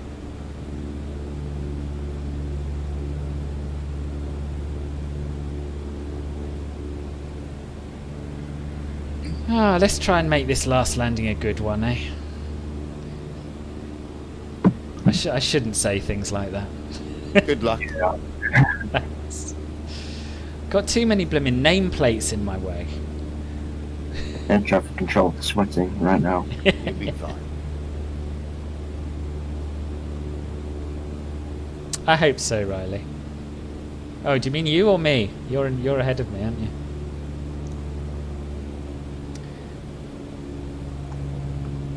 I think he's spot on. I think you're going to butter it. Do you? Oh, thanks, Dingo. Yeah. I hope so. Okay. I'm on your side. It's a beautifully long and wide runway, this one. Does it have private jets landing here? Because otherwise, what's the need? They've got a lot of warbirds that come here. Can I you don't land know. on top of Mark? Would that be okay? Oh, there we are. That was pretty good. That was pretty good. Just check the fleet actually. Trans-Maldivian Airways, they use Twin Otters. So I'm just checking actually, googling. So it'd be nice when they get Twin those. Otters always island operations, generally. Oh yeah, no, it's not caravans, is it? Yeah, it's Twin Otters. Twin Otter, yeah. Well, that's what Aerosoft are West bringing Scotland out, as so well. that'll be good. That'd be good. Yeah, we. Yeah, the Twin Otter's massively present in the Caribbean. So if you want to go back to St. Martin or something, then Man, they're everywhere. Anywhere Yeah. there's water separating a land runway. We're going. Yeah, we're Twin going to the Caribbean for our next Club Filbert Silver private member stream, aren't we? We've got to plan that at some point. I'm not saying a thing. You're not saying a thing. Why? I've done shitloads of research. That's all I'm going to say. Oh, really? Have you got routes and things planned? Yeah, I do. I told you. I'm waiting. Share it. Share it in the Club Filbert members lounge. No. I want others to do their homework, not me. You can put a link in the Discord. I can. You must. But why haven't you? You must. There's Come on, the question. Dingo. Come on, Dingo. You can There's do the it. question. Why haven't you? Dickens is in bronze, aren't you? You're not in silver. No. I'm not silver yet. Yeah. So you see, it's not his responsibility. Well, there you That's go. right. I have to learn a lot. I don't have to talk to you. I'm sorry. So, I've got a lot planned. I've got freeway scenery planned. I've got everything. thank you for doing it. I just Well, I wish haven't you would done it, share. have I? Yeah, I won't. until someone steps forward and says, I've done my research. And that could be you. It could be a lot of people. It couldn't be me, because the whole point of Club Filbert Silver live streams is that members decide where I fly. It's in the terms and conditions, Dingo. No. That's what I promise. That's what you pay $5.99 for. Sorry? Send him paperwork. Yes. Yeah, he needs to do it. Paperwork is for the silver guys, that's right. I've done mine. Oh dear. You're not helping me sell Club Filbert Silver here, Dingo. You make it sound like a lot of work. Yeah, Amy, it's up to you. Yeah, look like I was money here. Silver members. I want others. You want other silver members to chip in. Alright. Well, why don't you start a discussion in the Club Filbert Silver Members Lounge on Discord to that effect? Okay, good. Now, while we're here... Anyway, sorry? no, anyway, I like to hear his voice, so... But go on. I'm going to tell you a bit about North Weald, I thought, as we're here. It was established in 1916 as a Royal Flying Corps station called North Weald Basset. Later, it became an RAF base and was an important fighter station during World War II. Hawker Hurricanes and Bristol Blenheim Night Fighters were based here. Over the course of the war, American and Norwegian squadrons were also based here. After the war, a number of jet fighters had this as their base, and the RAF withdrew from the airfield in 1964, after which it spent time in both British Army and Royal Navy hands until in 1979 it was sold to Epping Forest District Council. And as I said earlier, there's a number of warbirds still based here. There's a Spitfire, I can't remember what else, but there's it's a great place to visit, and a flight training organisation, a flying club. So yes, it's a lot busier and more interesting than the default scenery makes it look. Put it that way. So is everyone down? Thank you very much for everything, Filbert, but that's it. It's my pleasure. That is it. Well, sorry. This is what I paid $1.99 for. Okay. Good. No, thanks very much, mate. Yeah, no problem at all. I'm glad you enjoyed it. I really appreciate you all coming along as well, because it would have been, well, it was rubbish. It was just me to start with for the first 4 legs, and then I made it a group flight to celebrate 500 subscribers, and I never looked back, because it just makes it so much more interesting having you to talk to and to give insights and to have a laugh with. So thank you as well. I had a lot of fun. Filbert. Good. Thank you very much. Beautiful stream. No worries. Well, I'll see you all soon, I hope. My next live stream is going to be on Monday. We're going to be flying the A32NX from Hyderabad to Delhi, so that should be something a bit different. Quite interesting. And nice. We can talk food. We can talk food, did you say? Yeah, with India. Oh yeah, absolutely. Yeah. Cool. Well, enjoy the rest of your weekends. Thanks again. I'm going to go now before I start welling up. Not really, but it's been a lot of fun. Everybody's good. Have a good evening. Yes, have a good evening, everyone. Guys. Thanks. See you later. Thank you. Thank you. Bye-bye. Bye. Bye. Ciao. And to those of you still watching on YouTube, I should say a separate goodbye to you. Don't forget to like the video and subscribe to the channel if you haven't already. And thank you for watching. I'll see you again soon. Bye-bye.